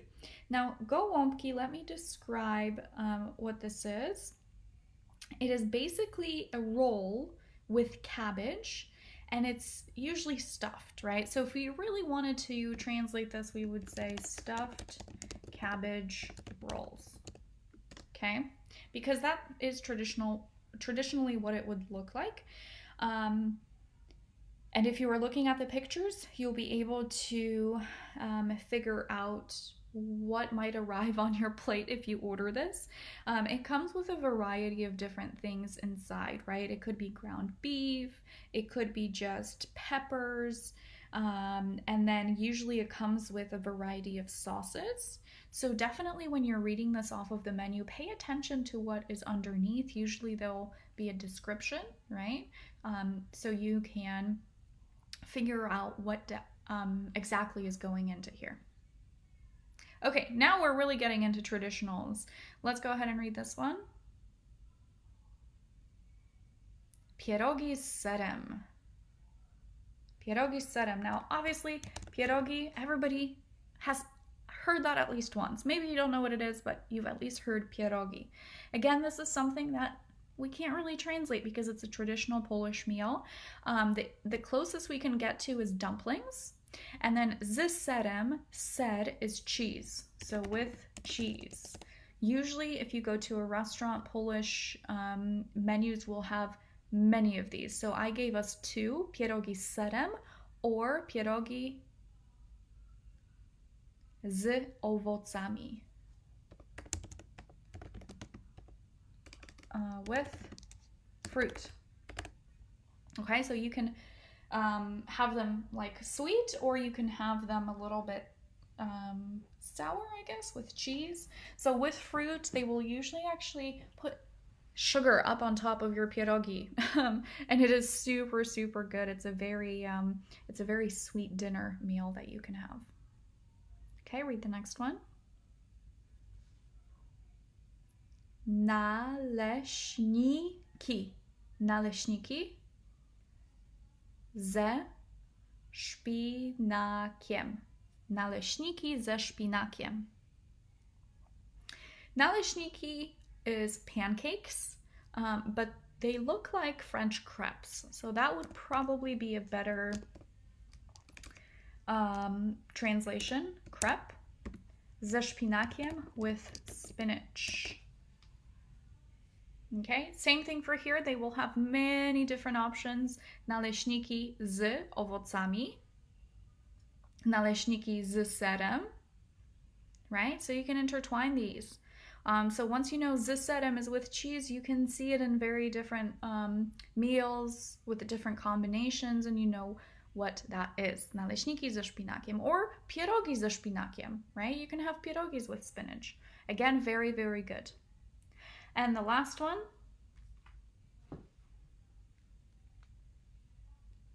placki ziemniaczane.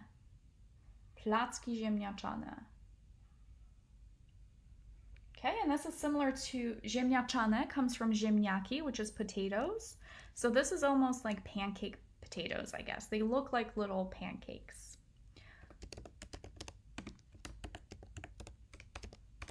Okay, I would highly recommend you look this one up as well so you know what you're expecting.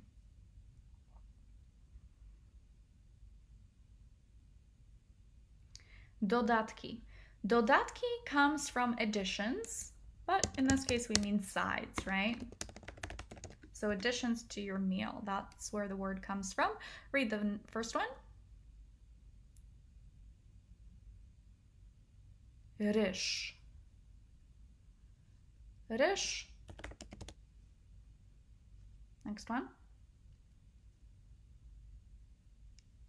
Frytki.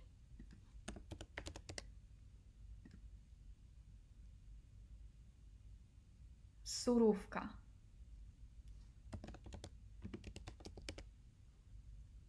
Okay, surówka can also mean salad in a different context. It just depends on what you get it with. So again, this one is going to be one with a lot of options. Dobra, następne. Napoje. Drinks, napoje. Woda mineralna.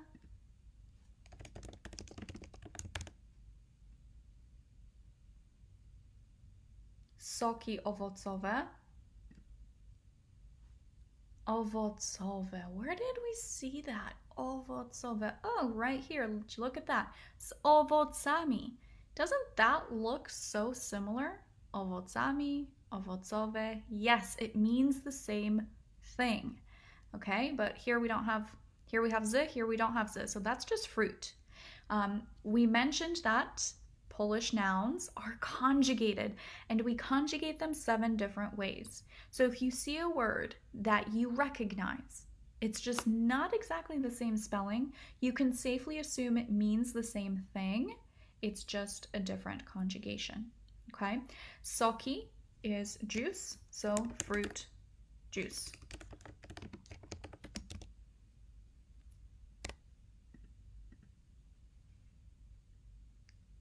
Kawa, piwo,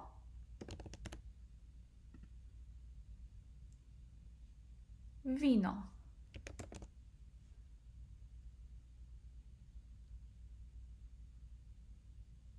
right, guys. Awesome. We got through our Polish menu. Now let's say you wanted to order some of these, right? Let's talk about how we could possibly do that. Now, there are many options of ordering in Polish. Because we are in Polish Basics, we will be limited to one option. And let me tell you why. We mentioned Polish cases. There are 7 Polish cases, which means you conjugate nouns 7 times, but actually you conjugate them 14 times because 7 times through singular for 7 conjugations, but if you're in plural, you have 7 other conjugations of the same case, just that conjugation in plural, okay? So you could see potentially a variation of the same word 14 times depending on which case it is in and if it's in singular or plural. Now, conjugating through these cases is dependent on how you use that noun or adjective in a sentence. For example, if you say dla mnie, which is for me, right? So you're ordering in a restaurant, you want to say, for me, I will have the blah, blah, blah. Dla mnie, for me, the tomato soup. You can use the case that we have learned, which is the mianownik case, the simplest case, because you are saying a simple sentence. Dla mnie zupa pomidorowa. Now, if I wanted to say, please, can I have the tomato soup? You would be in a different case, and you would have to conjugate anything that you wanted to order from this menu in the biernik case, which we are not going to cover in this course. I'd be happy to teach it to you in a separate class, okay? But you would have to conjugate it. Okay? So what that means is, for our basics, for you to be able to go into a Polish restaurant and be like, Joanna taught me this, I know that I can read properly from the menu, right? So I feel confident saying what I want to the waiter or waitress. I just have to remember I have to use only these two phrases, because if I don't use these two phrases, I have to be in a different Polish case. And for right now, we're not going to get into that, so we are just going to use these two phrases. There are many other ways you can order. If you stick with this, you can say dla mnie, for me, or dla nas, for us, and then say whatever you want. Okay? And you don't have to conjugate, you can just read it off the menu. Let's talk about what the waiter is going to ask you. They might say, co dla państwa? Read that with me. Co dla państwa?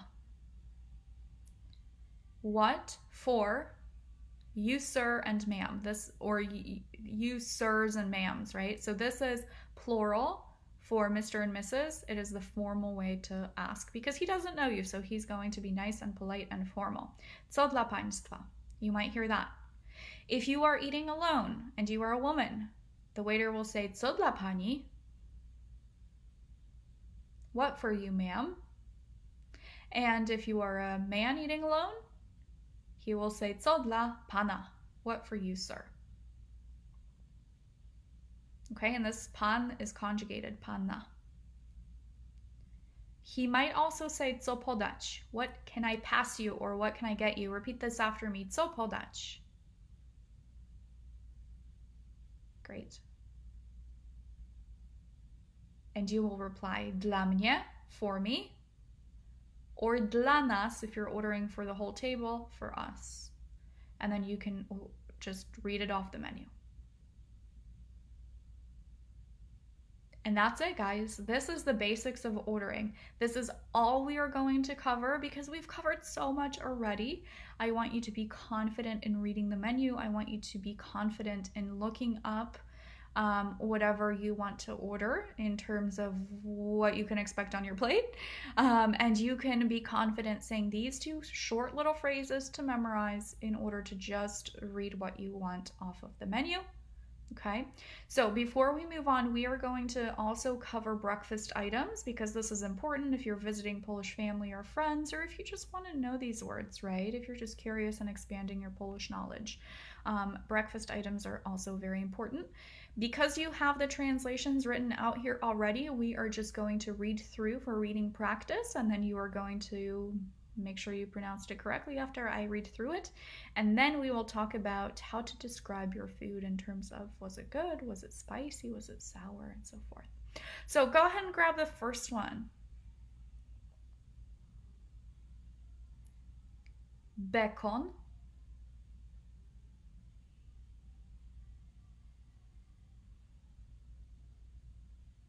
Szynka.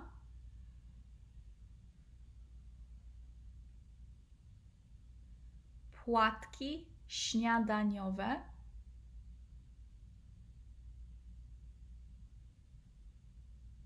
Miód. Dżem. Comes from dż-em, dżem. Musli. Owsianka. Owsianka.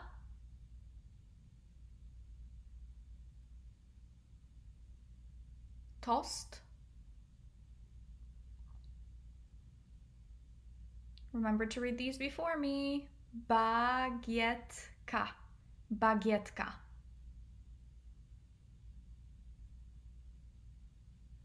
Bułki. Bułki. Ciemny chleb. Ciemny chleb.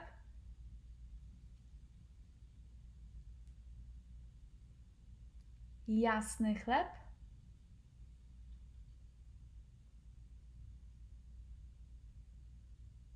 Drożdżówka. Drożdżówka.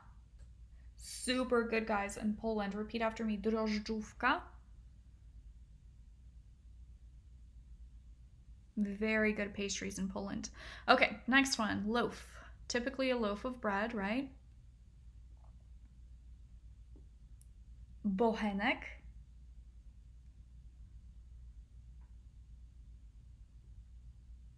Cukier.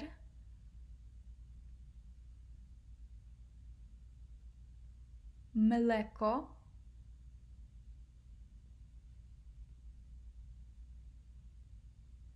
Jogurt.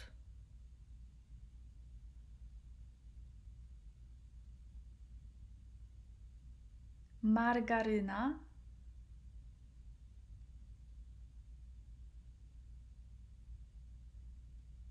Jajko.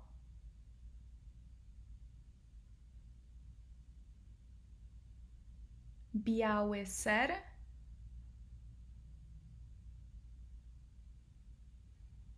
Żółty ser.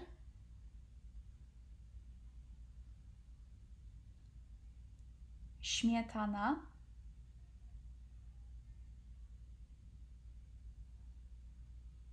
Kiełbasa.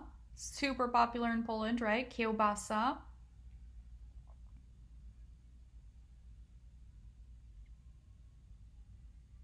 Pomidor.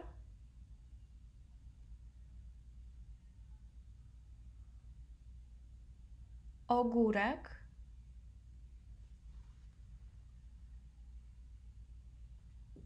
Sok.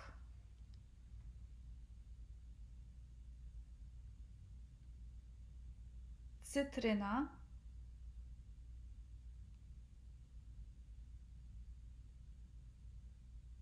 Sól.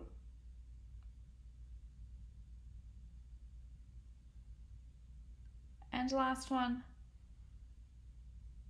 pieprz. Okay. Let's look at jaki. So jaki and then jaka with an A or jakie, we talked about these, are our mianownik question words to describe, hey, what is that like? So you can ask these, okay? You would just say jaki jest. What is it like? Jaki jest. And then plug and play whatever you want. Jaki jest barszcz? What is it like? Jaki jest barszcz z jajkiem? And just to type in for you, jaki jest. That's what I'm saying. Jaki jest. And then you plug it in. Jaki jest barszcz. Okay? Unless something is feminine. For example, zupa ogórkowa. That's feminine. You would have to change it to jaka jest. What is it like? Okay? And then the waiter or waitress is probably going to say some of these words. So for example, if it's strong, if it's mild, spicy, and so forth. So let's read through these words. Mocny.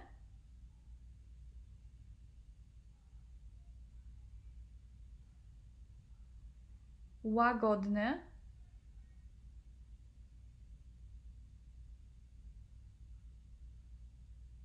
Ostry.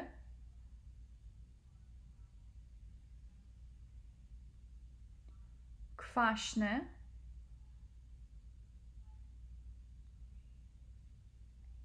Słodki.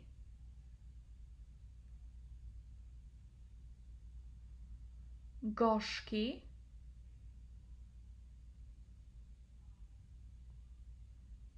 Surowy.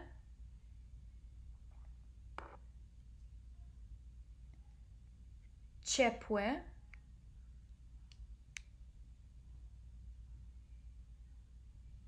Chłodny.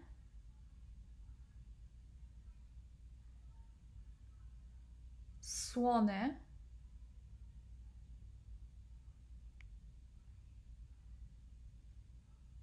Zimny.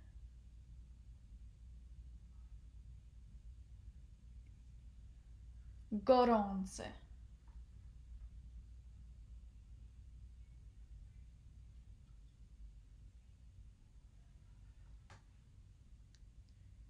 Okay, for homework, make sure to do your menu for desserts and for pastries, and we have a lot of good things in there for drinks in terms of cold beverages and hot drinks, so warm beverages, which you will also see on a Polish menu. And then we'll keep going. Great job today, guys. See you soon. Day 6. Today we'll be talking about giving directions as well as asking for directions. When you guys go to Poland, you will be faced with having to navigate the city, right? So we want to make sure that we know how to ask, how to get to the store, the hospital, the library, the bookstore, or any other landmarks that you want to see. I know that we have the GPS now, which kind of makes it a little bit easier, but this is still an essential practice to mastering the Polish basics. It's actually pretty simple. We are just going to build on the knowledge that we have already learned in this course. So without further ado, let's go ahead and jump into our content. These are some of the examples of places and locations that we might be interested in when it comes to navigating a city. So what we're going to do is, as usual, you are going to read the word first for me, then I'm going to pronounce it just to double check. So how would we say hospital? Szpital. Szpital. Grab the next one. Biblioteka. One more time. Biblioteka. Great. Store.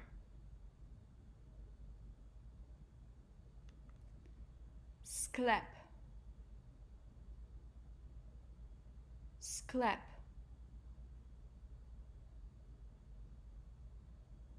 Church. Kościół. Kościół. Kościół.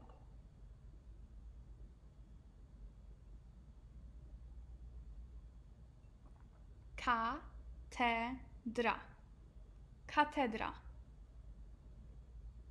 Okay, mall, very important. We all want to do some shopping in Poland, right? Try this one for me. Galeria. Galeria. Handlowa. Handlowa. Galeria handlowa. All right, guys, I hope that you are practicing your reading skills. Remember, this is essential, right? Essential practice. And the great thing is that if you got into this course through our podcast, now you have the knowledge to just download those worksheets and try to read those words yourself.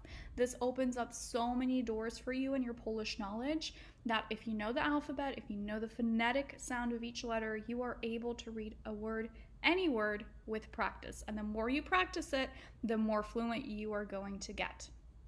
Let's read the next one, which is castle. Zamek. Zamek.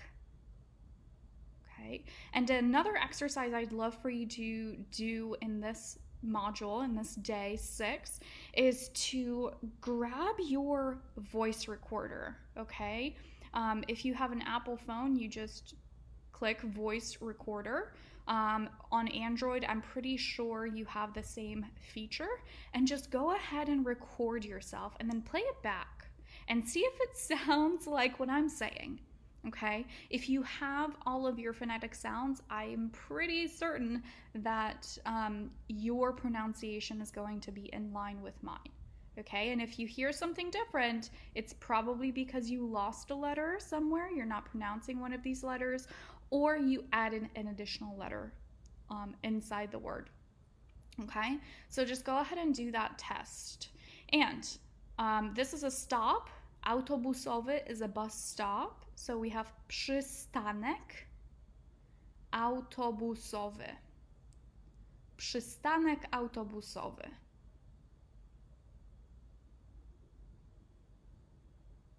Next one. Apteka. Apteka.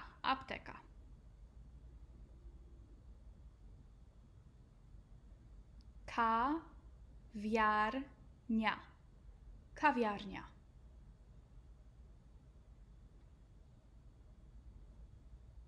Okay, now look at these two. Park is park, and bank is bank. Now, with these ones, although they look very, very straightforward, this is the one that we really have to pay attention to make sure we do not say it in English, right? You don't want to say, oh, park or something like that. You want to say park. Okay, so although these look really familiar, you want to make sure you're not importing any English sounds in there. They're actually a little bit more complex because our brain wants to deviate towards what we already know. So repeat one more time after me, park. And bank. Very good. Next one is the cinema. I'll read this one. Kino. Bookstore. Księgarnia. Księgarnia. Main square in a city, very important. A lot of landmarks in there. Beautiful, beautiful places in Poland. You will see and ask for rynek. Rynek. Okay, now, again, this is pretty straightforward because we already know our question words. See how we build on that knowledge? I think it was module 1 or module 2 that we actually learned all of our question words. So we already know this word. Repeat it after me. Gdzie? Gdzie jest? So where is? Okay, so if you want to ask, where is the hospital? Gdzie jest szpital? Okay, you just plug and play. Gdzie jest apteka? Okay, now let's do a little bit of listening practice. I'm going to say the word. So where is, gdzie jest, and then I'm going to plug one of these in here and see if you can hear and figure out what I'm saying. So listen carefully. Gdzie jest katedra? Okay, so you should have heard this word, katedra, which is cathedral. Remember, if you need more time to make up your mind, we have an awesome pause button that you should be utilizing. Let's do a few more. Gdzie jest park? So we should have, where is the park? Gdzie jest park? Gdzie jest rynek? Where is the main square, right? Gdzie jest biblioteka? Where is the library? Okay, this is an awesome way to practice your vocab as well, because if you have it in a sentence, if you play around with it, plug different words in, you're going to remember them way better. Let's do a few more and then we'll get into our answers. So, gdzie jest zamek? Where is the castle? Awesome. Okay. Now, when you have answers, you will say, well, it's, so yes, nawprost, which go ahead and jot down next to here. Nawprost is straight ahead. Nawprost. Jest po prawej stronie. On the right hand side. Jest po prawej stronie.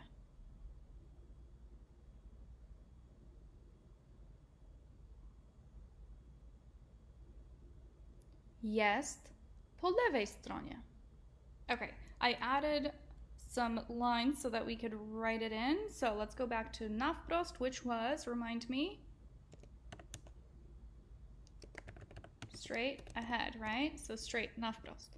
Po prawej stronie was on the right hand side, po prawej stronie. Po lewej stronie. Great job, guys. Now let's go back here. Iść is to go. So we're saying just go straight. Prosto.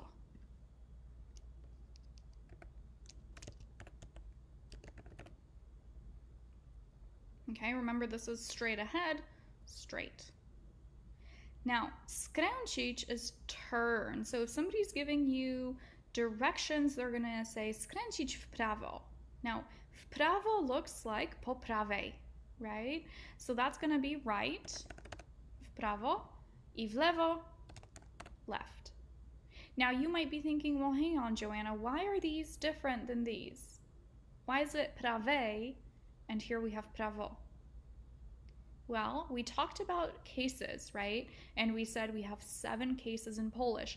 You guys can already put a check mark by the first case because you know how to tell if a noun and an adjective is masculine, feminine, or neutral, and you know the endings that go with those cases, with the first case. This is a different case. We obviously we're not going to get into that in this course, but I highly encourage you that if you want to learn those cases, we have plenty of courses to keep you going after you finish this one. And if we wanted to review our cases, well, this is a great exercise. Look, let's go into our nouns here because these are places, people, or things. It's a noun, it's a place. So hospital, let's look at Spital, and tell me what gender this is, Spital. Masculine, right? So it doesn't end with an A, it doesn't end with an O, E, or E accent, so it's masculine, it's all the rest. What about biblioteca? What gender is that? Feminine, it ends with an A. Okay, remember, if you need more time to think of the answer, just go ahead and pause me. Do not let me give you the answer before you have it. Read the next one, tell me what gender it is. Sklep. And sklep is masculine. Doesn't end with an A, doesn't end with O, E, or E accent, so it's masculine. Okay? Make sure to do the rest. Ask yourself, what gender is this? What gender is this? What gender is this? And keep going, okay? Now, for our exercise, we are going to practice saying some directions. So if I wanted to get to the pharmacy, gdzie jest apteka? Gdzie jest apteka? And you wanted to tell me, well, you have to go straight. What would you say? Iść prosto. To go straight. Okay? We're not going to get into conjugating these verbs.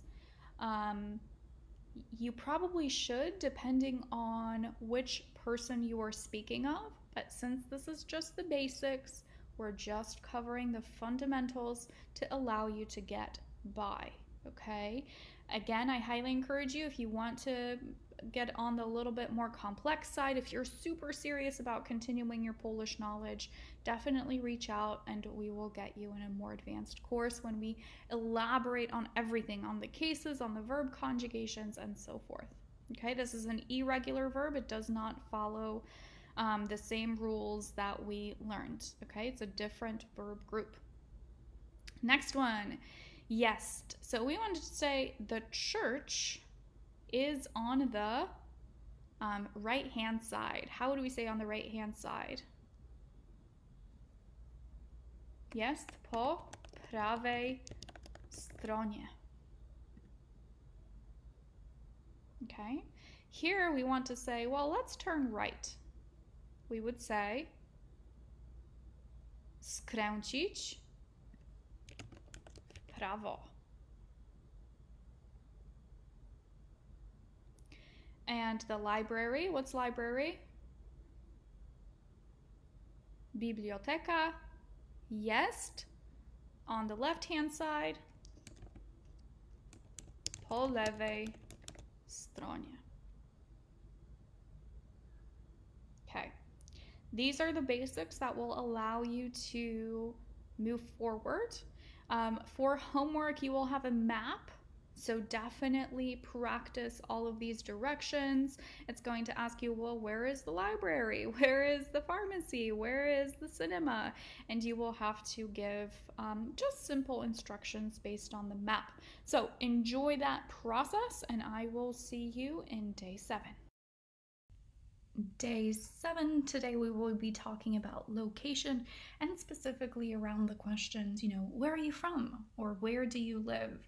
So we'll cover the answers, the most popular ones, right? So from Poland, from England, but I highly encourage you to look up your country if it's not on our list here. And same thing for your cities, which we'll cover on the next page. So let's go ahead and jump into our content for today. On this side, we have normal countries. So this is what you would see on a map. This is what you would see most likely in the dictionary if you looked it up. So these are countries. Let's go ahead and read through these. Remember, you are taking the lead, reading the sentence first, and then pronouncing it after me to double check your answers. So start with the first one. To jest Polska. To jest Anglia. To jest Australia. To jest Belgia. To jest Francja. To jest Hiszpania.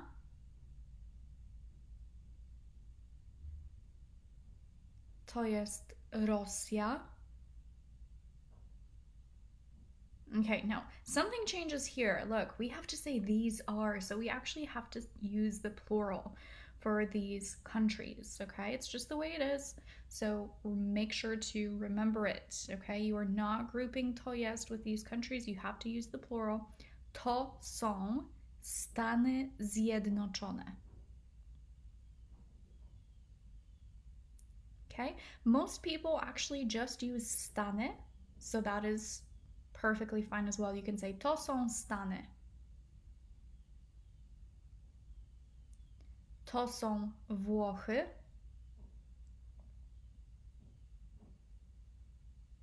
To są Niemcy.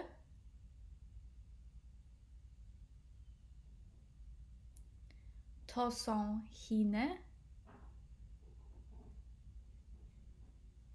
To są Czechy. Okay, so in order to say where are you from, look at our structure. Remember our question words that we learned right at the beginning of this course. We learned skąd, which means where from. And then we just have to have jesteś, you are. So where from, you are. So basically, where are you from? Now, if you wanted to say, where's she from? You know what to do, right? You just conjugate the verb in a different person. So now you're able to compose many different sentences based on the knowledge of conjugating this verb. So if we wanted to say, where's she from? Skąd ona jest? Okay. Now, obviously, you would reply, I am, jestem. And then for from, we have z all across this column. Notice that we have one exception, ze Stanów. Okay, because Z and S sound a little bit weird when they're together. It's a really big tongue twister. That's why we add that vowel in order to actually be able to pronounce it with ease. So same thing here. We're going to read through each one, saying jestem z Polski and down the line. So go ahead. Jestem z Anglii. Okay, and if Polish people say this kind of quickly, it almost sounds jestem z Anglii. Okay, so that Z and A in the beginning kind of blends in together. Let's hear it on the next one. Jestem z Australii. Z Australii. Okay. Next one. Jestem z Belgii.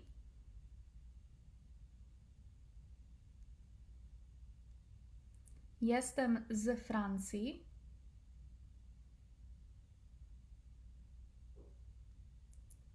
Jestem z Hiszpanii. Jestem z Rosji.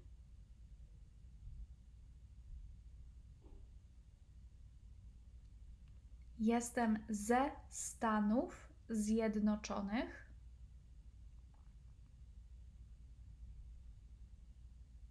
Jestem z Włoch. Jestem z Niemiec.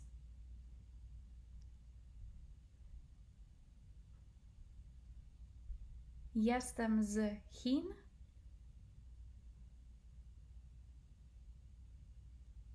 Jestem z Czech. Beautiful. Okay, so notice for the plurals, Stanów Zjednoczonych, all the way down, these are the ones that are a little bit irregular. They don't end with I. All these other ones, they are conjugated with I. Okay, jestem z Polski, Anglii, Australii, Belgii, right? So that is a trend that you can see. Now this is in a different case than we're used to. It's not in our first case, and like we mentioned, the Polish language has 7 cases by which we conjugate nouns and adjectives. And obviously for the extent of this course, we can't cover all of them. So for right now, just remember when you're conjugating it with I am from, you usually have to put an I at the end, okay? Again, the easiest way is to just remember your own country. That's the most important one, because if somebody asks where are you from, you want to be able to answer that question. And the other ones kind of sound very similar to what we would say in English, right? So if you're ever stuck, if somebody's talking to you, I am sure you can figure it out from context and from listening, okay? But again, I highly encourage you to memorize these vocab words. There aren't that many, and if you're interested in any other countries, go ahead and just look them up. Let's go ahead and jump into exercise 1 at the bottom. I'm going to have you fill these out first, and then when you're ready, go ahead and click play one more time, and then we'll go over our answers. How would you say, where are you from? You would say skąd jesteś? Skąd jesteś? Where is she from? Skąd ona jest? Where are they from? Feminine. Make sure to be filling these out before I give you the answers, guys. Click pause if you do not have this written down. Okay? Skąd one są. Remember, we have to do the plural now because we are in they. I am from Poland. Jestem z Polski. She is from Italy. Ona jest z Włoch. Okay, where did we get that from? Z Włoch, right here, and we just have to conjugate the verb to be with the correct person. She is, ona jest. They are from France, masculine. Oni są z Francji. If you have any issues conjugating the verb to be, just go ahead and go back to the lesson with verb conjugations. That is an awesome feature of an online course. You can just go back and replay any lessons that you need review on. Okay, and if you're ready, if that was a breeze, let's go ahead and go to the next page where we'll be talking about living somewhere, right? So we covered where are you from. Now we want to know, where do you live?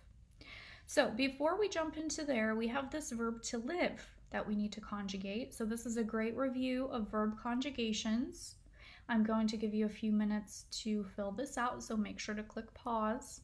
And when you're ready, we'll go over in depth of our answers. Okay, so the verb to live, we have to figure out what our stem is. Remember, in each verb conjugation, we put the stem. The stem is usually taken off by the C accent. So you take off the C accent, you're left with the stem. Remember, this is only on regular verbs, not on irregular verbs. So this trick will not work in all instances, and it may not work on different verb groups that we have not covered yet. Okay, so again, this is Polish basics. We're just going to cover one verb group, and that should be able, you'll be able to really expand your knowledge with just that one verb group and be able to construct a lot of sentences. So we have our stem, mieszka. And what did we add to first person? What one letter verb ending?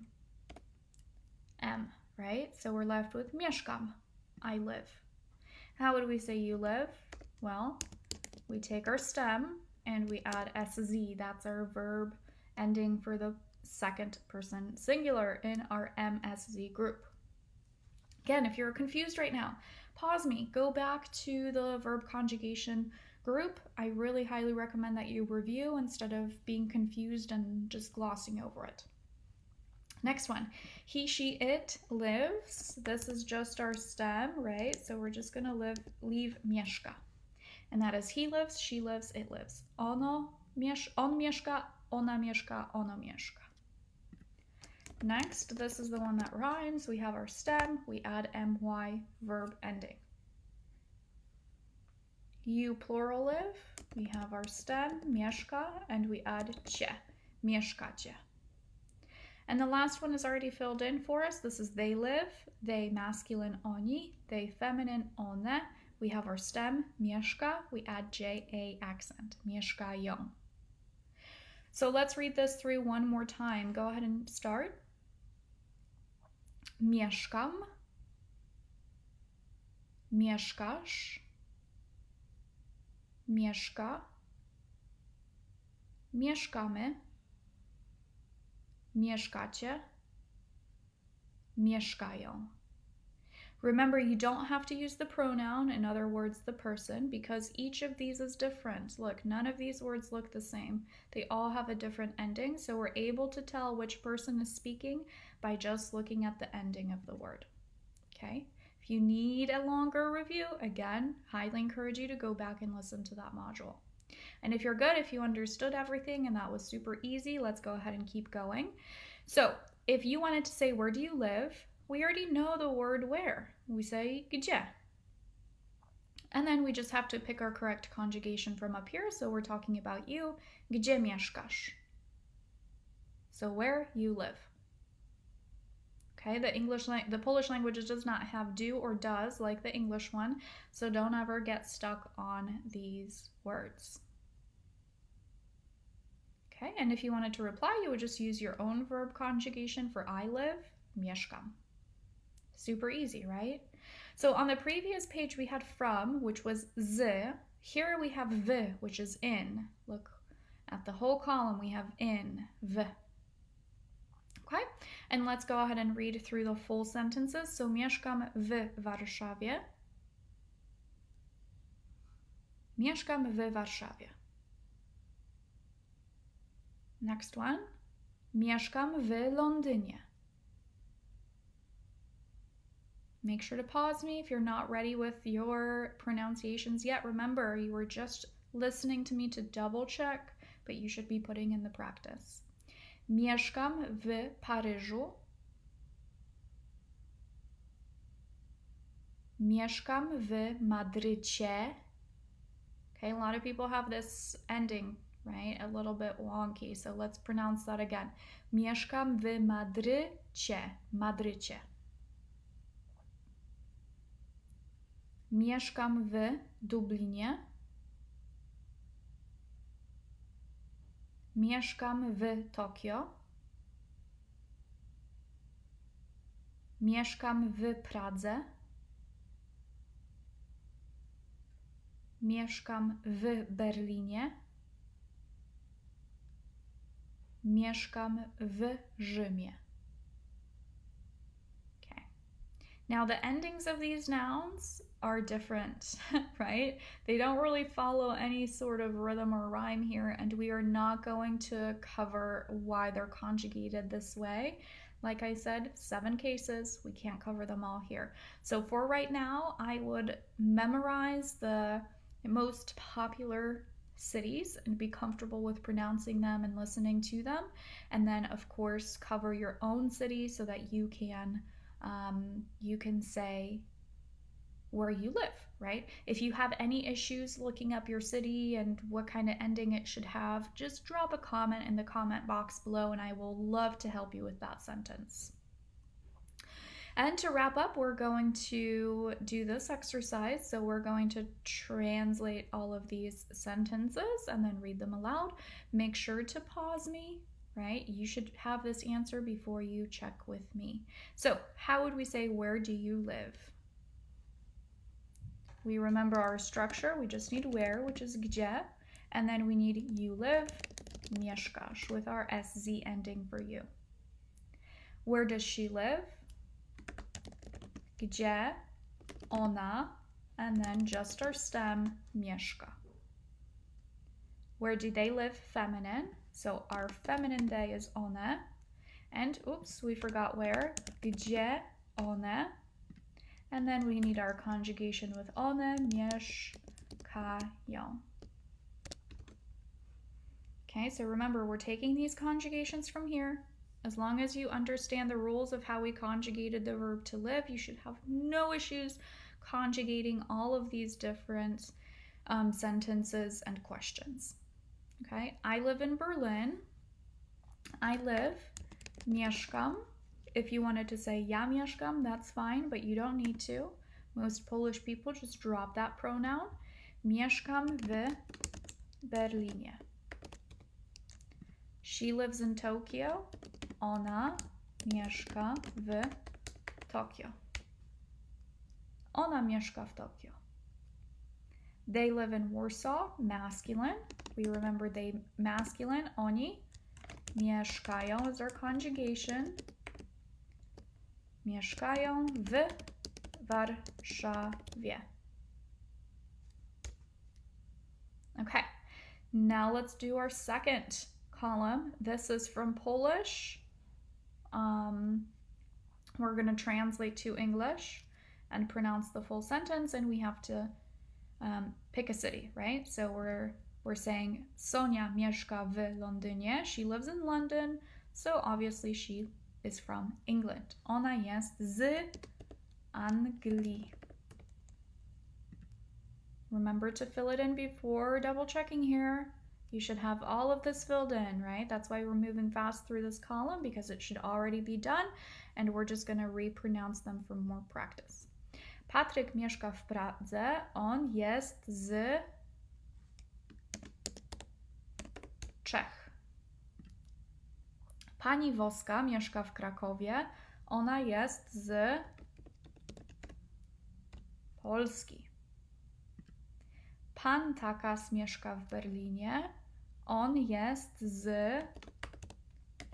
Niemiec. Ja mieszkam w Nowym Jorku. Jestem z, and I didn't want to give it away, so it actually should be ze, right? Hope you got that. Stanów Zjednoczonych. Ze Stanów Zjednoczonych.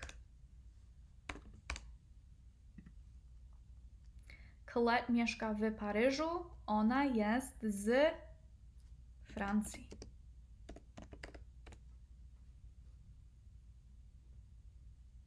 Very good. Great job, guys. If you have any questions on this module, don't be afraid to comment in the comment box below. And congratulations for getting through day 7.